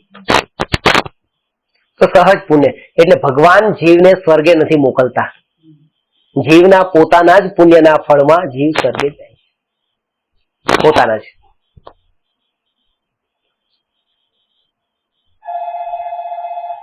હવે કર્ણાનુયોગના અભ્યાસમાં તેનાથી ભક્તિથી પણ અધિક મંદ કશાય થઈ શકે છે, તેનું ફળ અતિ ઉત્તમ છે. એવું પણ થાય કે એ જે ભગવાનની ભક્તિ કરવામાં જેટલા કશાય ભાવ મન થાય, પણ આ જે વર્ણન શાસ્ત્રોમાં સાંભળીને પણ વધારે કર્મનું વર્ણન સાંભળ્યું કે પુણ્ય અને પાપ કર્મ, જે તમને આજે બતાવ્યું કે મને પુણ્યની શ્રદ્ધા છે, પાપની શ્રદ્ધા છે, એનો મતલબ એમ નથી કે પુણ્યના ઉદયથી જેટલું મળવાનું છે એટલું મળશે, પાપના ઉદયથી જેટલું જવાનું છે એટલું જશે, એમ નહીં. પણ પુણ્ય અને પાપના ઉદયથી જે કાંઈ પણ મળે એ, અને પુણ્ય અને પાપના કર્મ પણ મારું સ્વરૂપ નથી. મારે શું લાગે વળગે? આનું નામ પુણ્ય પાપની શ્રદ્ધા છે. પુણ્યના ઉદયથી ગાડી મળીને પાપના ઉદયથી જતી રહી, તો એનાથી મારે શું? આવી જે શ્રદ્ધા એ પુણ્ય પાપની શ્રદ્ધા છે. આ તો નિરંતર વિચારમાં એ જ છે કે આ પુણ્યના ઉદયથી મળ્યું, બસ મને પુણ્યની તો શ્રદ્ધા છે, કારણ કે મારા પુણ્યથી મળ્યું છે, મને શ્રદ્ધા છે. નહીં, હજી જ્યાં સુધી પુણ્ય ઉપર દ્રષ્ટિ ગઈ ત્યાં સુધી પુણ્યની શ્રદ્ધા નથી. પુણ્યની શ્રદ્ધાનો મતલબ એ કે પુણ્ય ઉપરથી પણ દ્રષ્ટિ હટી અને પાપ ઉપરથી પણ દ્રષ્ટિ હટી, એ પુણ્ય પાપની શ્રદ્ધા. જેમ ક્રમબદ્ધ પર્યાયની શ્રદ્ધાનો મતલબ શું? કે પર્યાય ઉપરથી દ્રષ્ટિ હટે ને દ્રવ્યમાં દ્રષ્ટિ સ્થિર થાય, એ ક્રમબદ્ધ પર્યાયની શ્રદ્ધા. દ્રષ્ટિ હટી જવાનું નામ અસલી શ્રદ્ધા છે. ત્યાંથી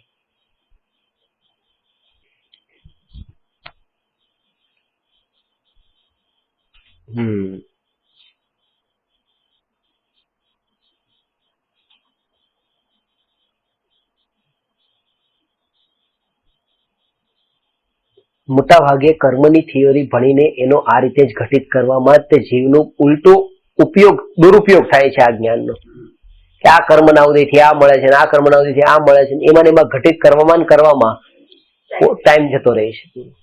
આ તો એટલા માટે બતાવ્યું હતું કે કંઈ પણ જે છે એમાં તમે જ મૂળ જવાબદાર છો, બીજો કોઈ નથી. એ સમજાવવા પાછળનું એ પ્રયોજન હતું કે કોઈ પણ સંયોગોના જવાબદાર તમે કોઈ બીજાને નહીં માનો.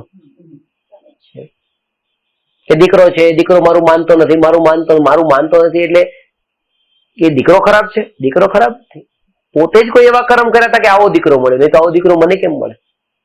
ભરત ચક્રવર્તી જેવા ન મળે જે આદિનાથ ભગવાનને મળ્યા હતા. મહારાજ કોઈ એવા ઉદય એટલે પોતાના ઉપર ઘણી વખત એવું જ થાય કે ગ્લાસ કાચનો ફોડ્યો, તમને ખબર ન હોય કે કોણે ફોડ્યો. ત્યાં સુધી તમને એમ છે કે આ ગ્લાસ સર્વન્ટે ફોડ્યો કે ઘરના કોઈ બીજા સદસ્યએ ફોડ્યો, તમને ક્રોધ છે. અને જયારે તમને કોઈ કે આ તો તમે જરા ઉતાવળમાં હતા ને ત્યારે તમારા પગની ઠોકરથી ફૂટી ગયો હતો, બસ તરત એક પણ માટે તો શાંત થઈ જાય છે ક્રોધ. બસ એટલે કે જયારે પોતાના ઉપર આવ્યું હવે શું કરવું એમ. એટલે એવી રીતે કે જે સંયોગો છે એનો કરનાર હું પોતે જ છું, મારું જ કરેલું ફળ છે આ કરેલાનું. એટલે હવે એ દ્રષ્ટિએ પણ એને કશાય ભાવ શાંત થતા જાય છે.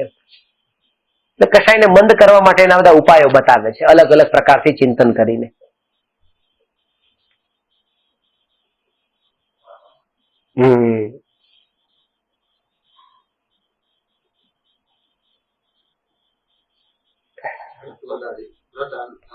વળી વ્રત દાનાદિક તો કશાય ઘટાડવાના બાહ્ય નિમિત્ત સાધન છે, અને કર્ણાનુયોગનો અભ્યાસ કરતા ત્યાં ઉપયોગ જોડાઈ જાય ત્યારે રાગાદિક દૂર થાય છે. તેથી તે અંતરંગ નિમિત્ત સાધન છે, માટે વિશેષ કાર્યકારી છે. વ્રતાદિક ધારણ કરીને પણ અધ્યયનાદિ કરીએ છીએ. બીજું, આત્માનુભવ સર્વોત્તમ કાર્ય છે, આનાથી ઉત્તમ નહીં. એટલે પરંતુ સામાન્ય અનુભવમાં ઉપયોગ ટકતો નથી, અને ઉપયોગ ત્યાં ન ટકે ત્યારે અન્ય વિકલ્પો થાય છે.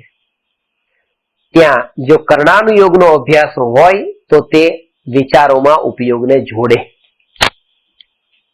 સમજાય ને? મુખ્ય કાર્ય તો પેલું આત્માનું અનુભવનું જ છે. કે આ કર્ણાનુયોગમાં પણ કર્મના ભેદ પ્રભેદ ને પ્રકૃતિ જાણીને શું લાભ છે?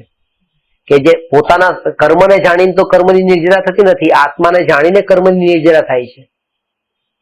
તો એટલા માટે જે મારું સ્વરૂપ નથી તેને શા માટે જાણું? તો પહેલું કામ તો આ છે, પણ એ નથી થઈ શકતું ત્યાં સુધી આ અલગ અલગ અપેક્ષાએ કર્મને પણ જાણે, કર્મના સ્વરૂપને પણ જાણે.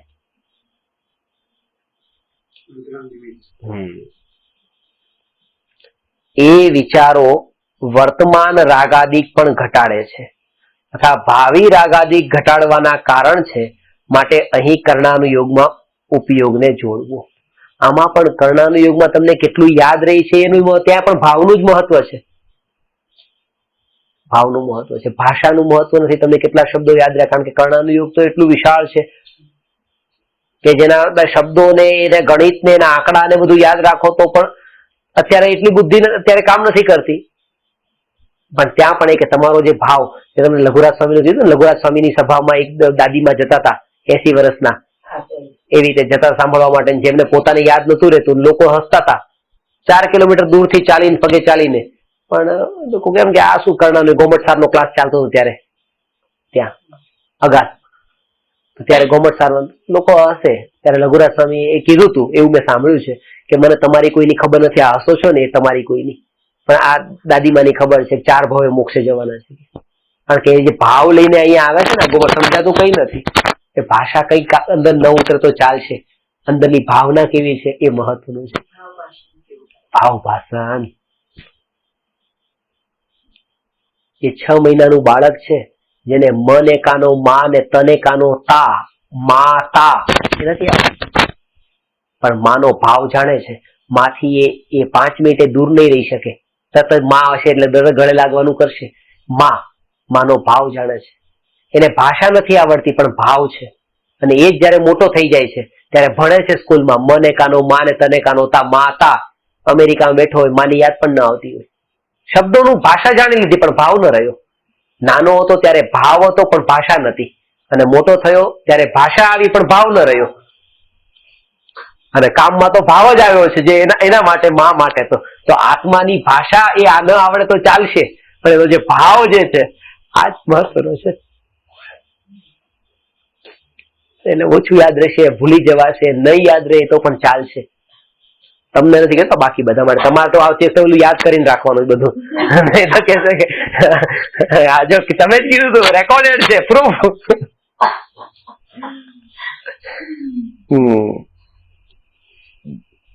તો જો માટે તે વિશેષ કાર્યકારી છે. આ બતાવી જો. હવે આગળ, જીવ કર્માદિકના નાના પ્રકારના ભેદ જાણે, તેમાં રાગાદિ કરવાનું પ્રયોજન નથી, તેથી રાગાદિક વધતા નથી. અને વિતરાગ થવાનું પ્રયોજન તેમાં ઠામ ઠામ પ્રગટ છે, તેથી રાગાદિ મટાડવાનું એ કારણ છે.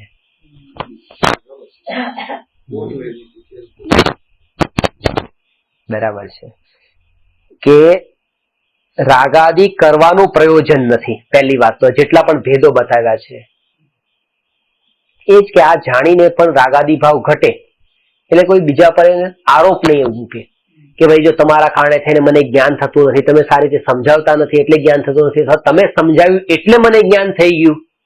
આ બંનેમાં કરતાપણાનો ભાવ ન આવે. બસ જ્ઞાનાવરણી કર્મનો જેવો જેનો ક્ષયોપશમ હોય એને એટલું થાય. આ કર્મ થિયરી ભણી છે એના કારણે થઈને કરતા આવે, બીજા નથી માનતો. જો કે આ કર્મ નહીં કરતા માનવો એ દોષ છે પાછો. પણ પેલો આટલા દૂરથી બચીને હવે અહીંયા સુધી પહોંચ્યો છે તો આગળ જતા આમાંથી પણ નીકળશે. દૂરથી નજીક સુધી લાવે છે. ચરેશ્વર. બસ બસ બસ.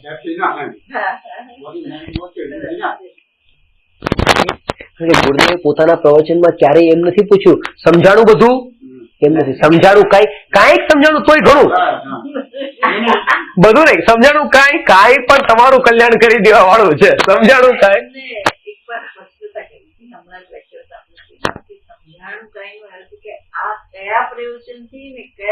નહીં વિવક્ષાથી વાત છે, નહીં એના માટે આ કહેવામાં આવે છે.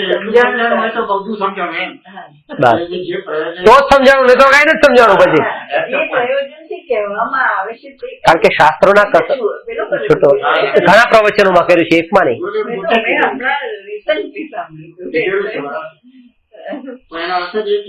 સાચી વાત. એનો અર્થ આ છે. એટલે એમને કે કઈ તો સમજાયું કે નહીં સમજાયું, એવું કહ્યું એ આપણે કહ્યું.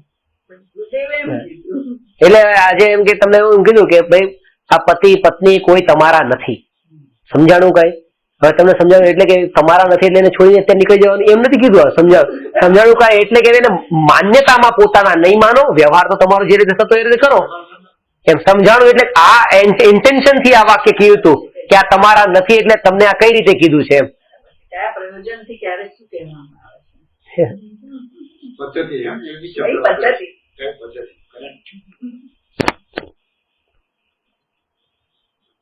પૈસો તો ધૂળ છે, એ તો ગુરુદેવના મોઢેથી શોભે. બીજા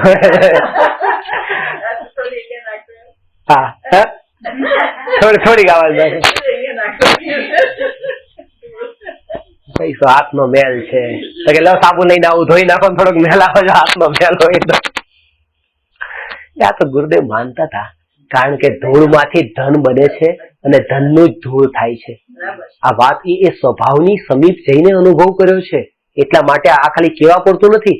તમે પણ આ અનુભવ કરશો, તમને લાગશે સ્વભાવની નજીક જઈને કે પૈસા પડ્યા હોય, ઢગલો પડ્યો, પણ ત્યારે પણ તમે આ ધન એ ધૂળ છે. ત્યારે સ્વભાવની નજીક જઈને કે જેમ ધૂળના રજકણો જેમ પડ્યા છે, પૈસાને તમે દ્રષ્ટિ માની લો કે આના બદલામાં મને કેટલું મળશે, ગાડી મળશે, બંગલો મળશે, શું મળશે એમ નહીં જો. અત્યારે આ શું છે ખાલી એટલું જ જો કે આ પણ રજકણોનો ઢગલો છે ને આ રજકણોનો ઢગલો છે, તો પછી આ ધૂળ છે ને આ ધૂળ છે, ત્યારે ધૂળ લાગશે. પણ તેનો જો કનેક્શન જોડ્યું ને કે આનાથી ગાડી મળશે ને આ રજકણથી નહીં મળે, તો આ ધૂળ નથી, આ તો પૈસો છે. અને કોને રસ જાગે છે? જેને એશો આરામમાં સુખ બુદ્ધિ છે એને આ ધૂળ નહીં લાગે, એને પૈસા લાગશે. કારણ કે એને તો આના પૈસા માને તો પછી એના બદલામાં મળશે, ધૂળ માને તો બદલામાં કેવી રીતે મળે? એટલે ગુરુદેવ વારંવાર કહેતા, ધનનો મોહ તો એને છૂટે છે જેને 5 ઇન્દ્રિયના વિષયને ભોગવવાનો મોહ છૂટે છે.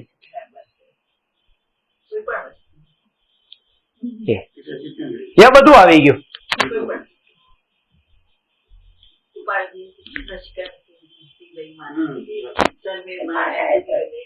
આ સ્વભાવની સમીપ જઈને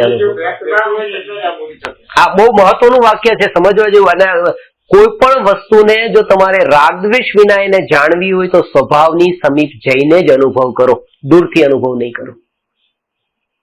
દૂરથી ખબર જ નહીં પડે, દૂરથી એનો સ્વભાવ ઢંકાઈ જાય છે. જેમ આગની ઉપર રાખના કારણે આગની ઉષ્ણતા ઢંકાઈ ગયેલી લાગે છે, ખબર નથી પડતી કે આ ગરમ છે. પણ નજીક જઈને અડશો તો ત્યાં સ્વભાવની નજીક, એની નજીક ગયા તો ખબર પડી કે આ તો અહીંયા ગરમ છે. એ સ્વભાવનો અનુભવ થયો. જે ઢંકાઈ ગયેલો લાગતો હતો દૂરથી, નજીક ગયા વિના એ સમજાતો નતો. એવી રીતે કોઈ પણ વસ્તુને સ્વભાવની સમીપ જઈને અનુભવ કરીએ તો જ એનું અસલી સ્વરૂપ સમજાય છે, દૂરથી નથી ખ્યાલમાં આવતું. કારણ કે દૂરથી રાગ રૂપી રાખના આવરણમાં એનું સ્વરૂપ ઢંકાઈ ગયેલું હોય છે. એ રાગના ભાવથી આપણે જોઈએ છે અને સ્વભાવથી નથી જોતા. આ ઘરને જોઈએ છે, આ ઘર સારું છે, આ ઘર મારું છે એમ જોઈએ છે, એટલા માટે આ ઘર પૂતગલ પરમાણુનો પિંડ છે એવું નથી લાગતું. વિચાર પણ ક્યારેય નથી આવતો, અને આવે તો પણ એવો ભાવ નથી ભાસતો જેવો જ્ઞાનીને ભાસે છે.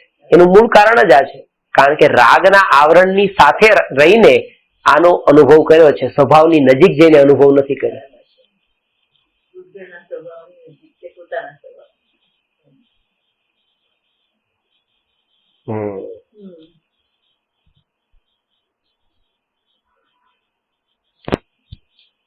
અંતરમાં આવી સ્પર્શના વારંવાર થતી રહી.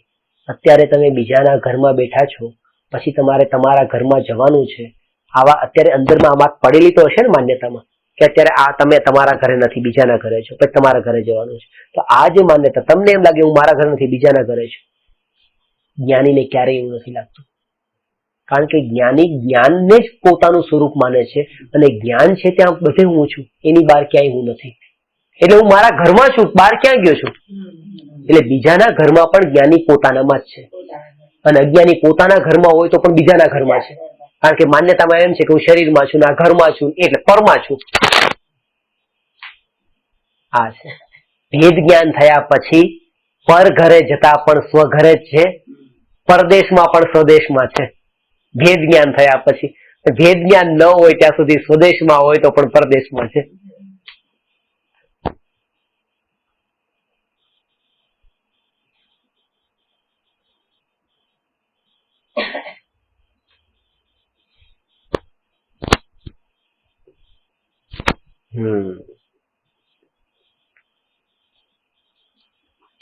આ છે ગુરુદેવે સંસ્કૃત અને પ્રાકૃત નો બહુ અભ્યાસ નતો કર્યો કઈ, પણ પૂર્વના સંસ્કાર હતા. શરૂઆતમાં તો બધી ટાઇટલ એકબીજા ભાઈ પાસે સંસ્કૃતમાં થોડો અભ્યાસ કર્યો હતો. ત્યારે નાના ત્યારે ત્યાં ધોળી નિશાળમાં ત્યાં તે ઉમરાળમાં ત્યાં કરતા હતા. એ માટી ઉપર લખવાનું એવી રીતે માટી ઉપર હતી એક અને એક બે કરીને એક ને એક બે એવી રીતે કરી નીચે ફ્લેટ પેન એવું કઈ હતું નહીં. માટી ઉપર તે રીતે આંગળીથી કે કોઈ રીતે સાધનથી.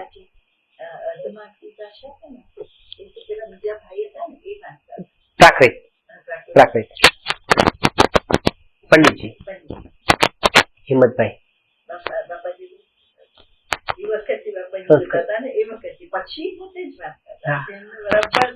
લઈ આવી ગયો ને.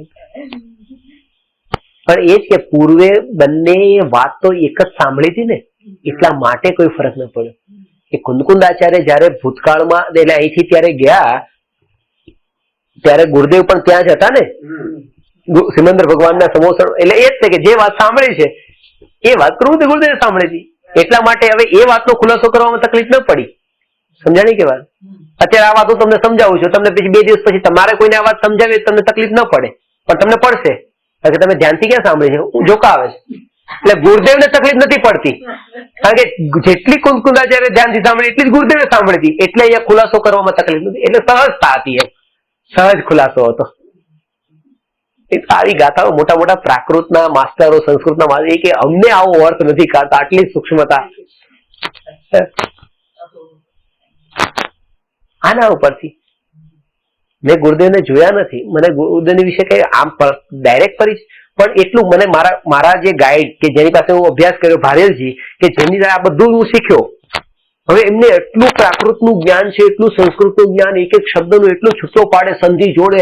એક એક શબ્દ સંસ્કૃતમાં જે શબ્દ બન્યો ને ભવતી એક શબ્દ છે કે થાય છે, એ ભવતી શબ્દ કેવી રીતે બન્યો? તો એમાં ભૂ ધાતુ છે, પછી એમાંથી એને કરીને અખીની સિદ્ધિ કરે અને એ લગભગ 5 પાનાની તો સિદ્ધિ કે ભૂથી ભવતી કેમ થયું, પછી એવી રીતે આ ગમ ધાતુમાંથી આ ગચ્છતી થયું એ કેવી રીતે થયું. એવા એક એક શબ્દોનું આખું અને એ પૂરું જ્ઞાન. અને એ જયારે ગુરુદેવના ગુણગાન ગાતા હોય ને ત્યારે એમ લાગે કે ખરેખર ગુરુદેવ પછી બધી મહિમા ક્રેડિટ ક્યાં જતી રહી જે અહીંયા હતી કે આવો જીવ પણ એવા એ ગુરુદેવને વંદન કરે છે. ગુરુદેવ કેવા મહાપુરુષ.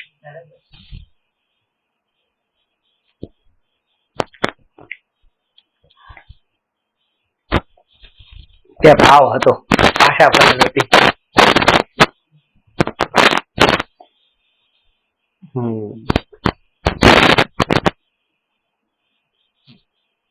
જીવ હવે પ્રશ્ન છે, કોઈ કથન તો એમ છે પરંતુ દ્વીપ સમુદ્રાદિ અને તેના યોજનાદિનું તેમાં નિરૂપણ કર્યું છે, તેથી શું સિદ્ધિ છે? શિષ્ય એટલો કંટાળ્યો છે કરણામ યોગ થી કે આ બધું શું કામ બધું આટલું બધું ભરી દીધું. એ ઠીક છે 7 લોકનું હતું, એમાં દ્વીપ ને સમુદ્ર ને એ બધું બતાવ્યું, કારાદ્વીપ સમુદ્ર, લવણ સમુદ્ર, પુષ્કરદ્વીપ સમુદ્ર, આટલું બધું શા માટે બતાવ્યું છે? એનો કે છે તેને જાણતા પણ કાંઈ તેમાં ઈષ્ટ અનિષ્ટ બુદ્ધિ થતી નથી, તેથી પૂર્વોક્ત સિદ્ધિ થાય છે. કે આ બધું જાણીને પણ એની પાછળ પણ કઈક કથા જ આવે છે, કથા આવે છે. એટલે પછી કંદુલ મત્સ્યની કથા જે સ્વયંભૂ રમણ સમુદ્રના માછલાની છે કે સ્વયંભૂ રમણ સમુદ્રમાં એ માછલો જેની મેં વાત ચોખાના દાણા જેટલું એને 7મા નરકનો બંધ કરે છે ભાવ કરીને.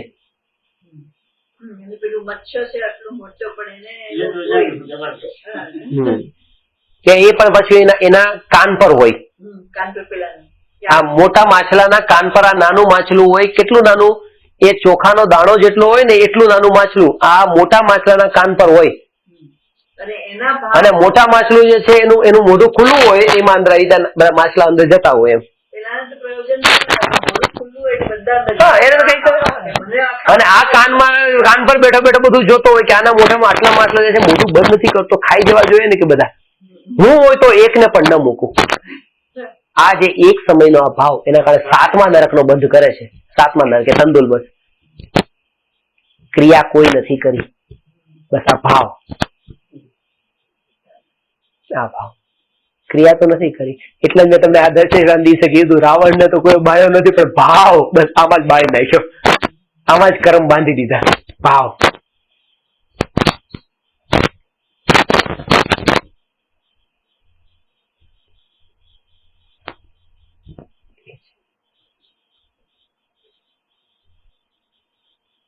જો એમ છે તો જેનાથી કાંઈ પ્રયોજન નથી એવા પાષાણાદિને પણ જાણતા ત્યાં ઈષ્ટ અનિષ્ટપણું માનતા નથી, એટલે તે પણ કાર્યકારી થયું. એ કે છે તો કે આટલું બધું વર્ણન કર્યું, પછી પથ્થર ને ટુકડા ને એ બધાનું કરી નાખવું હતું થોડું થોડું. આ તો તમે કરતા હો કે જેમાં રાગ દ્વેષ નથી થતા, તો પછી એનું કરવું હતું તો કે એનાથી કઈ સિદ્ધિ જો કે સરાગી જીવ રાગાદિક પ્રયોજન વિના કોઈને જાણવાનો ઉદ્યમ કરે નહીં, એમાં પ્રયોજન સિદ્ધ નથી થતું. જો સ્વયમેવ તેવું જાણવું થાય તો અંતરંગ રાગાદિકના અભિપ્રાય વશ ત્યાંથી ઉપયોગને છોડાવવા જ ઈચ્છે છે. અહીં ઉદ્યમપૂર્વક દ્વીપ સમુદ્રાદિકને જાણે છે, ત્યાં ઉપયોગ લગાવે છે, તેથી રાગાદિ ઘટતા એવું કાર્ય થાય છે.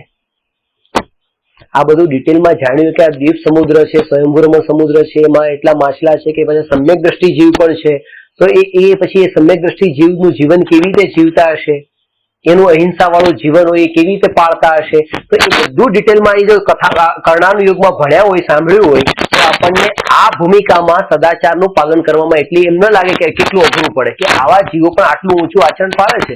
મહાવીર ભગવાનને સિંહની પર્યાયમાં સમ્યક દર્શન થયું, સમ્યક દર્શન પામ્યા પછી તો માંસ નહીં ખાધું ને, અને કેવી હાલત થઈ ગઈ હતી છેલ્લી ઘડીએ સિંહની, બિલકુલ દુબળો પાતળો થઈ ગયો તો ખાધા પીધા વગરનું, અને પાણી પણ ગાળીને પીવાનું. હવે એને ગળું થી પાણી ગાળીને કોણ આપતું હશે સિંહને? સમ્યક દ્રષ્ટિ હતું તો આટલું સદાચારનું પાલન તો કરે ને, તો કર્યું તું પાછું એને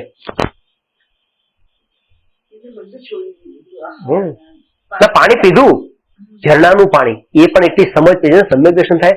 કારણ કે ઝરણાનું પાણી જે વહેતું પાણી હોય ને એ પાણીને તમે ગાળો નહીં ને તો પણ એટલું જ નિર્મળ કહેવાય, ગાળ્યા પાણી બરાબર કહેવાય. અને એ પાણી પીવું એટલે એટલું શુદ્ધતાના દ્રષ્ટિએ, એ જીવોની અહિંસાની દ્રષ્ટિએ એ જ પાણી પીધું હતું એને. પછી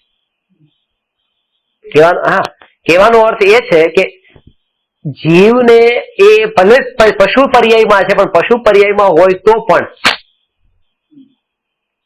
આ બધું જાણ્યું હોય કે આવી રીતે ત્યાં પણ સમુદ્રમાં પણ આવા પ્રકારથી આચરણ પાળે છે, તો એના જાણીને આપણને પુરુષાર્થ ઉપડે, મહિમા આવે.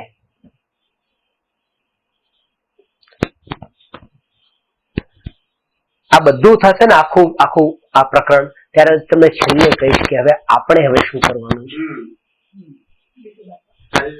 કેટલું બાકી છે. કારણ કે આપણે તો હવે આપણો જ બહુ દૂર નથી.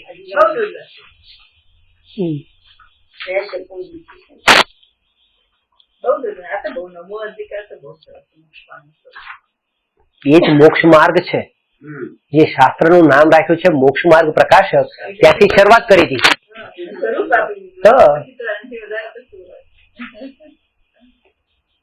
તો આ છે સરાગી જે ઉદ્યમ કરે નહીં, આ થઈ ગયું ને પરિગ્રહ.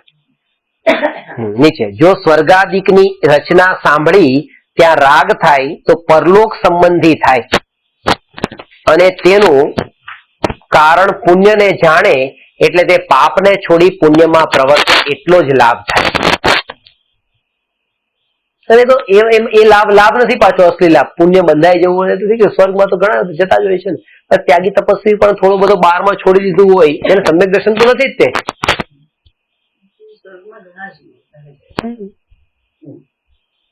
એટલે એક મેં કથા વાંચી હતી, એ કથામાં હતું કે સ્વર્ગમાં એક રાજકારણી પોલિટિશિયન જે છે ત્યાં સ્વર્ગમાં ગયો તો ત્યાં ઢોલ નગારા અને બેન્ડ વાજા ને બધું વાગતું હતું, તો એનું સન્માન થતું હતું, અંદર આવતું હતું. એની પાછળ એક ફકીર હતો, તો એ ફકીર જોતો હતો કે બેન્ડ વાજા વાગે છે આના માટે, હવે થોડી વાર પછી આ અંદર જશે, એને બોલાવે છે, આટલું આકાશ વાગતા કરતા કરતા ત્યાર પછી કે મારો વારો આવશે તો મારા માટે બેન્ડ વાજા વાગશે. થોડી વાર થઈ તો એના માટે કોઈ બેન્ડ વાજા નહીં, કઈ નહીં, ચૂપચાપ એક જગ્યાએ બેસાડી દીધો. એને પછી પૂછ્યું કે આવું કેમ કર્યું, કે આ રાજકારણી માટે બેન્ડ બાજા અને મારા માટે, કે તારા જેવા ફકીર તો અહીંયા કેટલાય આવતા હોય રોજ, કે આ રાજકારણી પહેલી વાર આવ્યો છે એટલા માટે. એટલે સ્વર્ગમાં જવું કે બહુ મોટી વાત નથી, કોઈ પણ ફકીર જાય તો પહોંચી જાય છે, હાથમાં ન પામ્યો હોય એટલી કે મોટી વાત નથી. અહીંયા તો મહત્તા જે છે શુદ્ધ ભાવની છે, શુભ ભાવની નથી.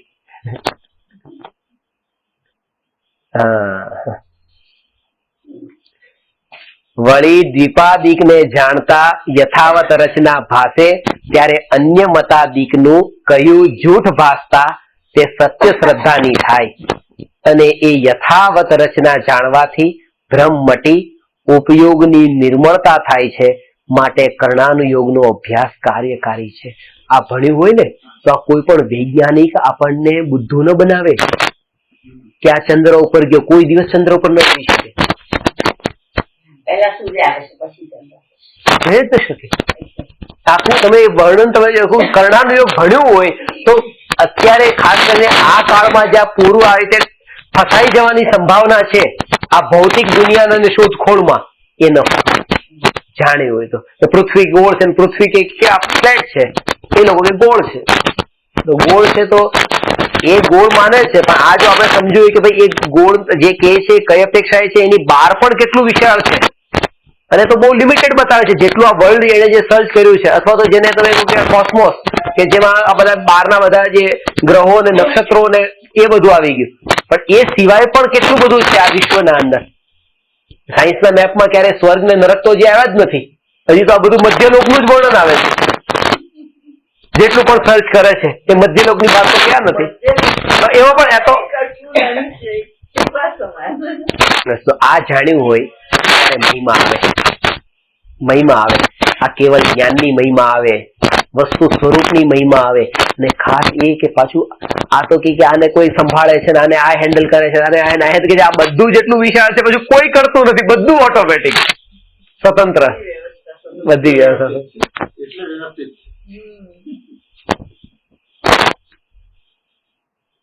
કોઈ કરવા વાળું હોય તો ગડબડ કરે કઈ નેચરલ.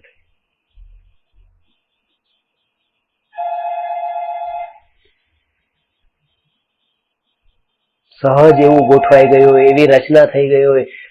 અહીંયા એનો દેહ છૂટવાનો હોય, ત્યાં કોઈને ત્યાં જન્મ થવાનો હોય, ત્યાં એને એવા ભાવ આવવાના હોય, ત્યાં સીધો માતાના ગર્ભમાં પ્રવેશ કરે, બધું અહીંથી એનું આયુ પૂરું થવાનું, ત્યાંના એના ઉદયો ચાલવાના, અહીંના મા બાપના આ સંયોગો પૂરા થવાના, દીકરા દીકરીના સંયોગો પૂરા થવાના, ત્યાં નવા સંબંધો શરૂ થવાના, ઋણાનુબંધ શરૂ થવાના, બધી વ્યવસ્થા એટલી ઓટોમેટિક છે.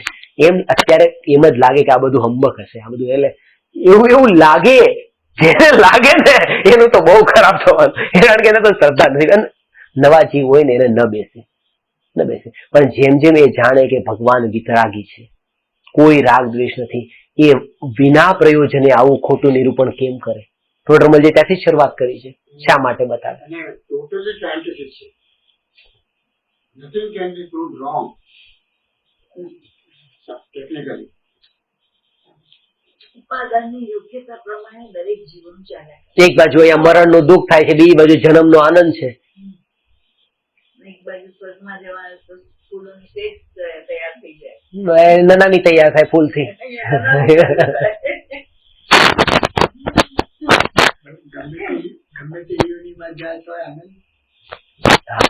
ગમે તે યોનિમાં જાય ને તો પણ ત્રણ ગતિ એવી છે કે જેમાં એને મજા જ આવે છે, મરવું નથી. અને એક ગતિ એવી છે નરક કે જેમાં એને જીવવું નથી. અને એટલા માટે જ એમ કહેવાય કે જેને જીવવું નથી ને સુસાઇડ કરે છે ને એ નરકે જાય છે. જતા નથી બધા, નિયમ નથી એવો, નિયમ નથી. થોડી ખોટી બધી એવી બધી માન્યતાઓ ઘુસાડી દીધી છે કે બસ સુસાઇડ કરે એ 7 ભવ સુધી સુસાઇડ જ કરે. કેવું કે એક વાર સુસાઇડ કરે 7 ભવ સુધી સુસાઇડ કરે, અહીંથી સુસાઇડ કર્યું નરકમાં ગયો, નરકમાં સુસાઇડ થતું જ નથી. 7 ભવ તો ક્યાં આગલા ભવે જ ન કર્યું, કરી જ નથી શકતો. નરકમાં કરતો તો ત્યારે જ નાખે બહાર નીકળી જાય, પણ પોસિબલ જ નથી. મિનિમમ 10,000 years નું લાઈફ છે ત્યારે. એટલે એવી જ રીતે આ છે કે આત્મહત્યા કરે નરકે જ જાય, નરકે જ જાય. અરે આત્મહત્યા કરી અને છેલ્લી ઘડી આયુનો બંધ પડી ગયો, પેલા પડી ગયો, ત્રીજા ભાગે 2/3 પાર્ટ પૂરો થયો ત્યારે બીજા ભાગે ત્યાં દેવગતિ નો બંધ પડી ગયો હોય શકે. આ છેલ્લી ઘડી આવા દેવગતિમાં પણ જાય. પણ આપણે જોડી દઈએ છીએ કોઈને કોઈ ઘટના થઈ, આને આવું કર્યું બસ એને આવું જ થવાનું, આવું જ થવાનું. હવે જો કર્ણાનુયોગમાં ઘણી કઠણતા હોવાથી તેના અભ્યાસમાં ખેદ થાય છે. જો વસ્તુને શીઘ્ર જાણવામાં આવે તો ત્યાં ઉપયોગમાં ઉલઝતો નથી. તથા જાણેલી વસ્તુને વારંવાર જાણવાનો ઉત્સાહ પણ થાય નહીં, એટલે ઉપયોગ પાપ કાર્યોમાં લાગી જાય છે. માટે પોતાની બુદ્ધિ અનુસાર જેનો અભ્યાસ થતો જણાય તેનો કઠણતા છતાં પણ અભ્યાસ કરવો તથા જેનો અભ્યાસ થઈ જ શકે નહીં તેનો તે કેવી રીતે કરે? એટલે કરવો એવું કીધું જ નથી, પછી કરવાનો જ નથી, તો કહેવાની જરૂર નથી. વળી તું કહે છે કે અહીં ખેદ થાય છે, પણ પ્રમાદી રહેવામાં તો ધર્મ છે નહીં. પ્રમાદથી સુખશીલિયા રહેવામાં આવે તો પાપ થાય છે. માટે ધર્મ અર્થે તો ઉદ્યમ કરવો જોઈએ. પુરુષાર્થને જોર આપ્યું છે. ઉદ્યમ શબ્દ બોલે, ઉદ્યમ વાપર્યો, એનો અર્થ પુરુષાર્થ છે. કોને કહેવાય પુરુષાર્થ? જેટલા વિકલ્પ આવે આ વિકલ્પ મારે કરવો નથી, આનું નામ મારે કરવું નથી નહીં, હું નાયક છું. બસ, બહુ સરસ. હવે તમે આપ ધ્યાનથી સાંભળ્યું એમ કેવાય. વિકલ્પ આજે સાંજે ચાલીને અચ્છા. સવારે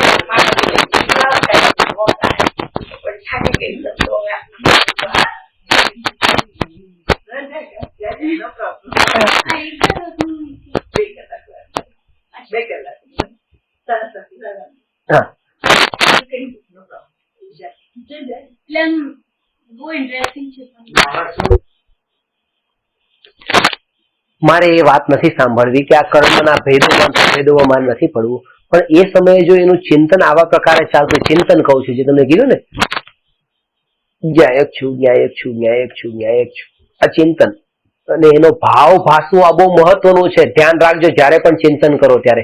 હવે તમને પ્રેક્ટિકલ ઉપર થોડું બતાવી દો, ત્યાં 10-15 મિનિટ જે છેલ્લે છે ને તમને, એ કે જ્યારે એ ચિંતન કરીએ છીએ કે હું જ્ઞાયક છું, જ્ઞાયક છું, જ્ઞાયક છું, ત્યારે ભાવ ભાસતો હોય એ જેનું તરફ દ્રષ્ટિ છે ને એનો જ તે ભાવ ભાસતો હોય.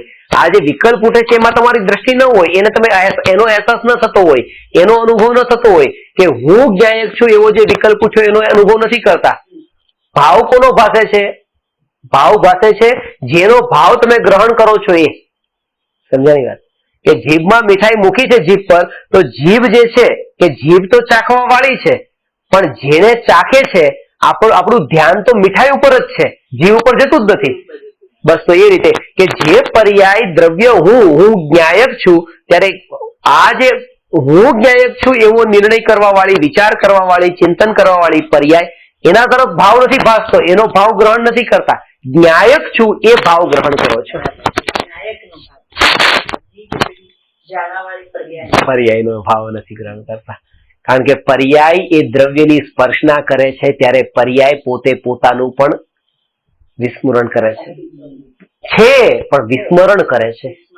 એ જીભ કપાઈ નથી ગઈ, છે જીભ નષ્ટ નથી થઈ ગઈ, પણ આ વિકલ્પ જ નથી ઉઠતો કે જીભ કેવી છે, ત્યાં તો રસગુલ્લું કેવું છે બસ. અને એ વાત જાણીએ છીએ કે જીભ વગર રસગુલ્લું ચખાય કેવી રીતે, એ જાણતા હોવા છતાં પણ રસગુલ્લાને જ જોર આપીએ છે, કારણ કે જીભ તો કેટલાય ટાઈમ પેલા હતી ને પેછી રહેવાની છે, આ રસગુલ્લું નહીં રહી. એટલે આ કે પર્યાય તો અનાદિકાળથી છે, અનંતકાળ સુધી રહેવાની છે, પણ પર્યાયમાં જે દ્રવ્ય જે આવ્યું છે એ દ્રવ્ય નથી રહેવાનું, એટલે દ્રવ્યની મહિમા એવી આવે. પર્યાયમાં આવેલું દ્રવ્ય એની જગ્યાએ તો રહેશે, રસગુલ્લું દુકાનમાં તો રહેવાનું છે, પણ આ જીભ ઉપર જે આવ્યું છે એ નથી રહેવાનું. ખાસ મહત્તા એની છે. અત્યારે તો ચિંતન ચાલે છે ને, આ તમારી વાત કરી ચિંતન.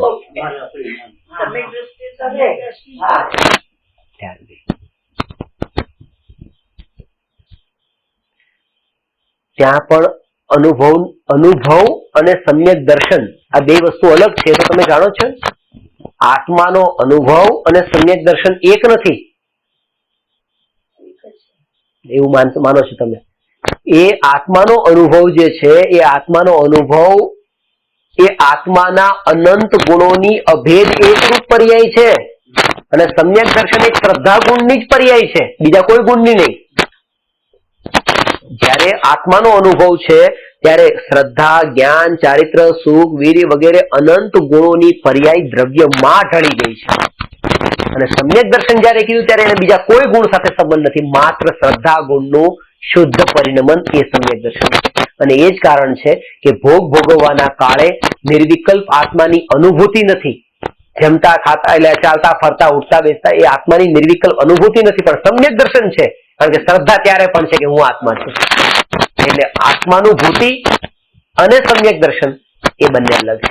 એ વાત સાચી છે કે જે જીવને સમ્યક દર્શન પ્રગટ થયું એને આત્માનુભૂતિના કાળે જ થયું, પછી આત્માનુભૂતિ ન રહી અને સમ્યક દર્શન રહી ગયું ટકી. એ સમ્યક દર્શન રહ્યું, અનુભૂતિ ન રહી.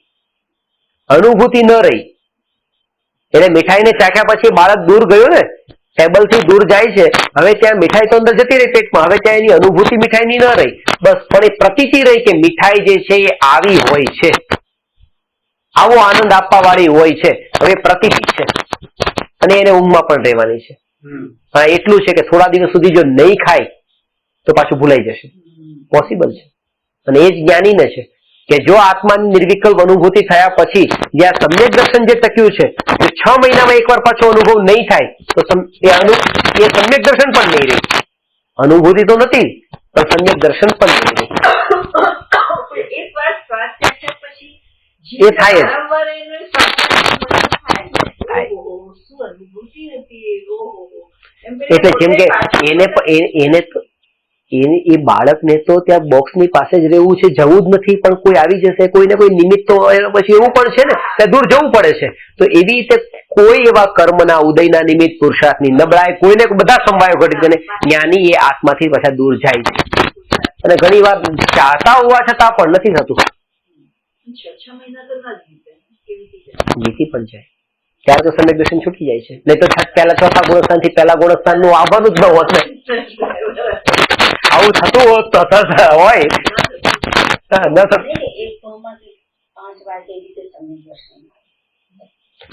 એવું એ નથી વાંચ્યું કે વાંચ્યું હોય તો મને કેજો, આગમ નો આધાર હોય તો.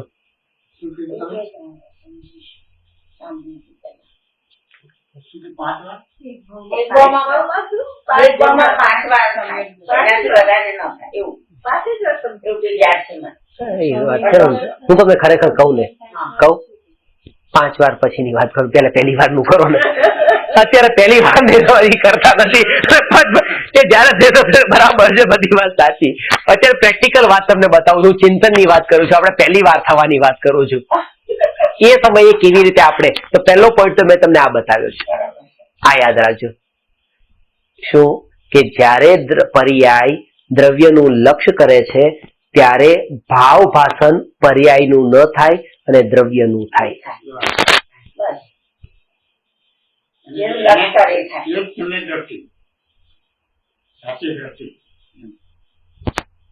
અને આ દ્રવ્યનું ભાવ ભાષણ થવાનો અર્થ એ કે પર્યાય હોવા છતાં પણ જેને પર્યાયમાં જે અનુભવ થાય છે, પર્યાયનું પણ ભાવ ભાષણ જેને નથી, દ્રવ્યનું જેને ભાવ ભાષે છે, હવે એ જીવ સંયોગોથી તો કેટલો છૂટો પડ્યો હોય. એટલે એક એ ટોળાની વચ્ચે રહીને પણ એકાંતમાં રહી છે. આ ચિંતન તમે કીધું ને, એકાંતમાં ચિંતન કરજો.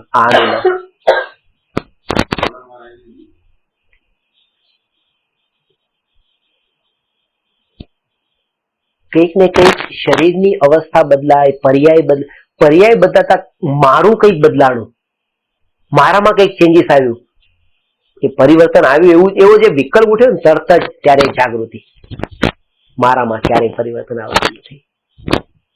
શરીરની જયારે એ તો અત્યારે એટલું બધું નહીં થતું હોય, પણ જયારે એવી સ્થિતિ ગડપણમાં આવે છે ને એવી જોઈ પણ છે આપણે કે જે લોકોને છેલ્લી ઘડીએ એટલી પીડા થતી, વેદના થતી હોય, હવે શરીર દરેક સમયે કેવી કેવી અવસ્થાઓ પલટાતું હશે કે અહીંયા દુખાવો થાય, અહીંયા થાય, એ બધી સ્થિતિઓ પલટાતી હોય ત્યારે પણ અંતરમાં એ જાગૃતિ, બસ હું અપરિણામી,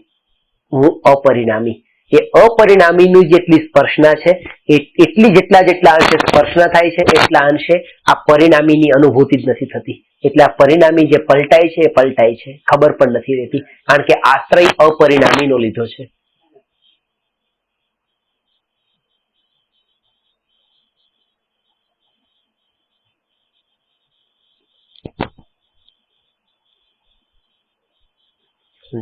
નવું નથી લાગતું. શ્વાસ અંદર જાય છે, શ્વાસ બહાર આવે છે, શ્વાસ અંદર જાય છે, શ્વાસ બહાર આવે છે. આ સ્થિતિમાં કંઈક આમ લાગે છે કંઈક નવું થયું. અત્યારે શ્વાસ અંદર ગયો, આ નવી ક્રિયા, આ બહાર આવ્યો, આ નવી. એ નવા પણ લાગે છે ત્યાં દ્રષ્ટિ હજી પર ઉપર છે. આ નવીનતા લાગે છે. દ્રવ્ય ઉપર દ્રષ્ટિ જતા નવીનતા નથી લાગતી. બસ આ ત્રિકાળી એક રૂપ છે, એમાં નવાપણું કઈ નથી. આ ઉપયોગ પલટાયો, પર્યાયથી હટીને દ્રવ્ય તરફ ગયો, એટલે આ સહજ ચિંતન ધારા આવી ચાલે. જ્યારે ન સમજાયું હું અપરિણામી એટલે જે કઈ પણ આ ફેરફાર થઈ રહ્યો છે, મને અત્યારે અહીંયા આવ્યો ત્યારે પેટમાં દુખાવો બહુ થતો હતો અને અત્યારે તો બહુ જ વધી ગયો, બહુ જ દુખે છે, બહુ જ દુખે છે. દુખે છે, ફેરફાર થયો, પેલા કરતા વધ્યું ને. ન્યાયકમાં કઈ ના, મારામાં કઈ ફેરફાર નથી થયો. પણ કે આવું વિચાર કરીને બેઠા તો કઈ દવા ન લો, કઈ ન લો, કે જો ન્યાયકમાં કઈ ફેરફાર નથી થતો, હું જ્ઞાયક આવી સ્થિરતાના બળ પર દવા ન લેવાય, દેહ છૂટે તો પણ જ્ઞાની તે જેને એનો ફરક નથી પડતો. કારણ કે જેને દુખાવામાં ફરી એ પરિણામીનો ફરક અસર નથી થતી, તો આ પરિણામી એટલે ચેન્જીસ. પેલા ઓછો દુખાવો હતો, વધારે દુખાવો થયો, એમાં હવે એને ફરક નથી પડતો. તો એ ચેન્જીસમાં જેને ફરક ન પડ્યો એને પછી આ મનુષ્યનો દેહ છૂટીને કોઈ બીજો દેહ મળે તો એ ચેન્જીસમાં પણ ફરક નથી પડતો. એ ચેન્જીસ વાળું જે પડખું છે એનાથી એટલો છૂટો પડ્યો છે કે એ જે અનચેન્જેબલ છે એનામાં એટલો સ્થિર થયો છે કે જેના એ ભેદ જ્ઞાનના બળે, એ અભ્યાસના બળે એ દરેક ક્રિયામાં એ જાણનાર. ક્રિયા ચાલતી હોય, તમે આમ ઉભા થતા હો, આમ બેસતા, હું જાણનાર, ત્યારે જાગૃતિ એ જ તે ઉભો થયો નથી, હવે બેઠો નથી, હવે પગ આમ કર્યો નથી. તો ચાલતી વખતે પણ તમારા હાથ ચાલતા હોય, પગ ચાલતા હોય, ગાર્ડનમાં ચાલતા હોય, તમે કઈ પણ ક્રિયા થતી હોય, પણ સ્પર્શના જાણપણામાં જ હોય હું જાણનાર. અને આવી સ્પર્શના જેને રહે છે ને એ કોઈ ક્રિયા કરતો નથી, એ પરિણામીની અંદર પણ અપરિણામી થઈને રહે છે. આ બહારની પર્યાયમાં પણ દ્રવ્યને સ્પર્શે છે. આ વાત છે. જયારે સ્વરૂપનું ચિંતન કરે છે ત્યારે તમને ખબર છે નાસાગ્ર દ્રષ્ટિ કીધી છે. કેમ નાસાગ્ર દ્રષ્ટિ? નાસાગ્ર દ્રષ્ટિ નાકની અણી ઉપર જો, અહીંયા નાસાગ્ર,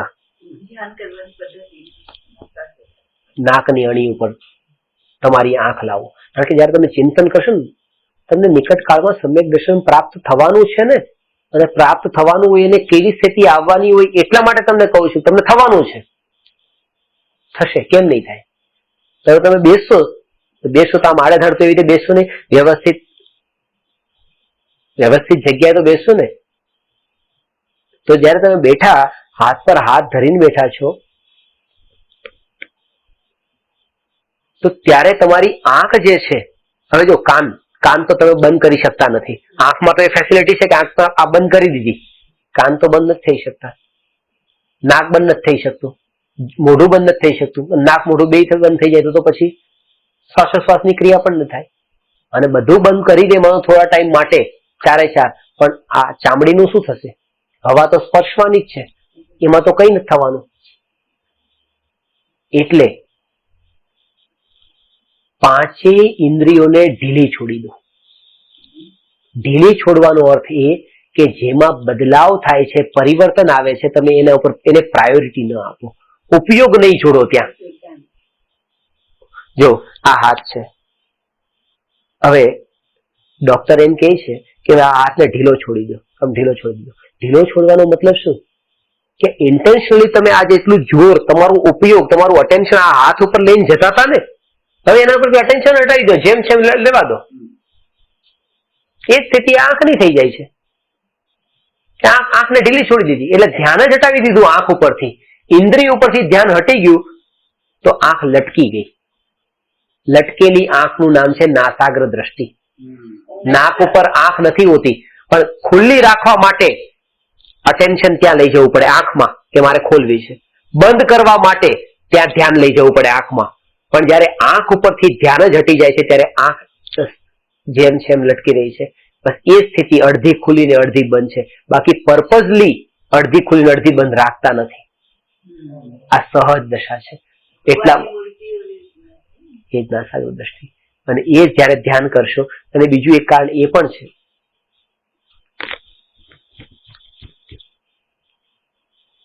છે ત્યાં.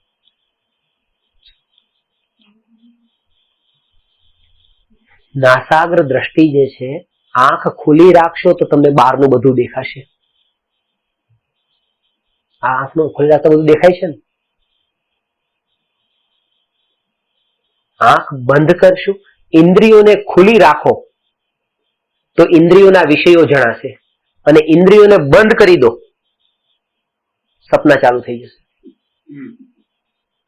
મન, સપના એટલે મન. કારણ કે સપના ક્યારે આવે છે? ઊંઘતી વખતે જ આવે છે ને, આંખ બંધ કરીએ ત્યારે. એટલા માટે આંખ ખુલ્લી રાખવાની પણ ના પાડી, નહીં તો આખી દુનિયા દેખાશે. અને આંખ બંધ કરશો તો આખી દુનિયાને જે જોઈતી એના વિકલ્પો આવશે બંધ કર્યા પછી. એટલે ના તો ખુલ્લી રાખો, ના બંધ કરો, બસ. નાસાગ્ર દ્રષ્ટિ.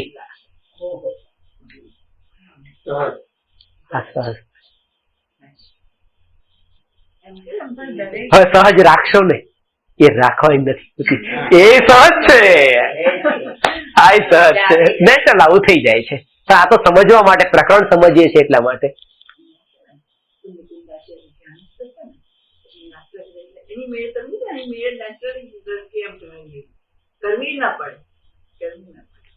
બુદ્ધિપૂર્વક ઉપયોગ ત્યાં. કારણ કે ઇન્દ્રિયો ખુલ્લી હોય તો ઇન્દ્રિયો કામ કરે છે, ઇન્દ્રિયો બંધ થાય તો મન કામ કરે છે, અને ઇન્દ્રિય અને મન આત્માની અનુભૂતિના કાળે વિરામ પામી જાય છે. એટલા માટે ખુલ્લી પણ નહીં ને બંધ પણ નહીં. કરજો. શું કરશો હવે? ખોલી કે બંધ? નહીં થાય તો ક્યારે નહીં થાય. કારણ કે પાછી એ ત્રીજી વાત થઈ ગઈ કે મારે ખોલી નથી રાખવાની, બંધ નથી કરવાની, અડધી ખોલી ને અડધી બંધ. એમાં લટકી જજો ક્યારે. અરે આવું નેચરલ થઈ જાય, તમારે કરવાનું નથી. જેવું તમારું અટેન્શન તમને આ મહત્તા છૂટશે બેસતો નહીં તો આ તો વધારે ખતરનાક થઈ ગયું. કારણ કે પેલું તો બે ઓપ્શન હતા, ક્યારેક આ થાકી જાય તો આમ કરે, આમાં તો એક જ છે. આ સહજ થઈ જાય છે. સહજ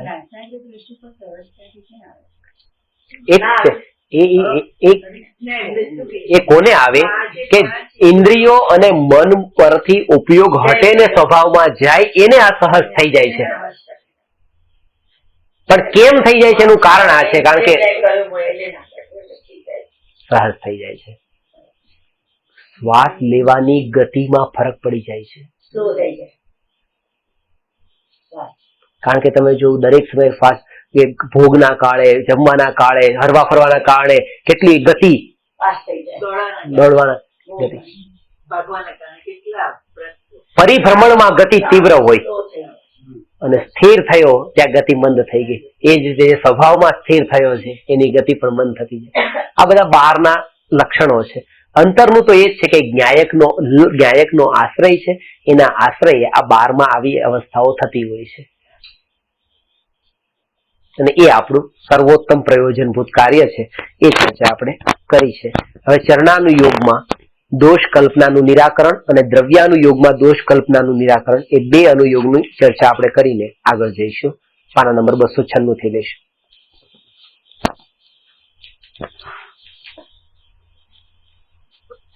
નમો અરહંતાણમ નમો સિદ્ધાણમ નમો આયર્યાણમ નમો ઉવજ્જાયાણમ નમો લોય સવસાહુ.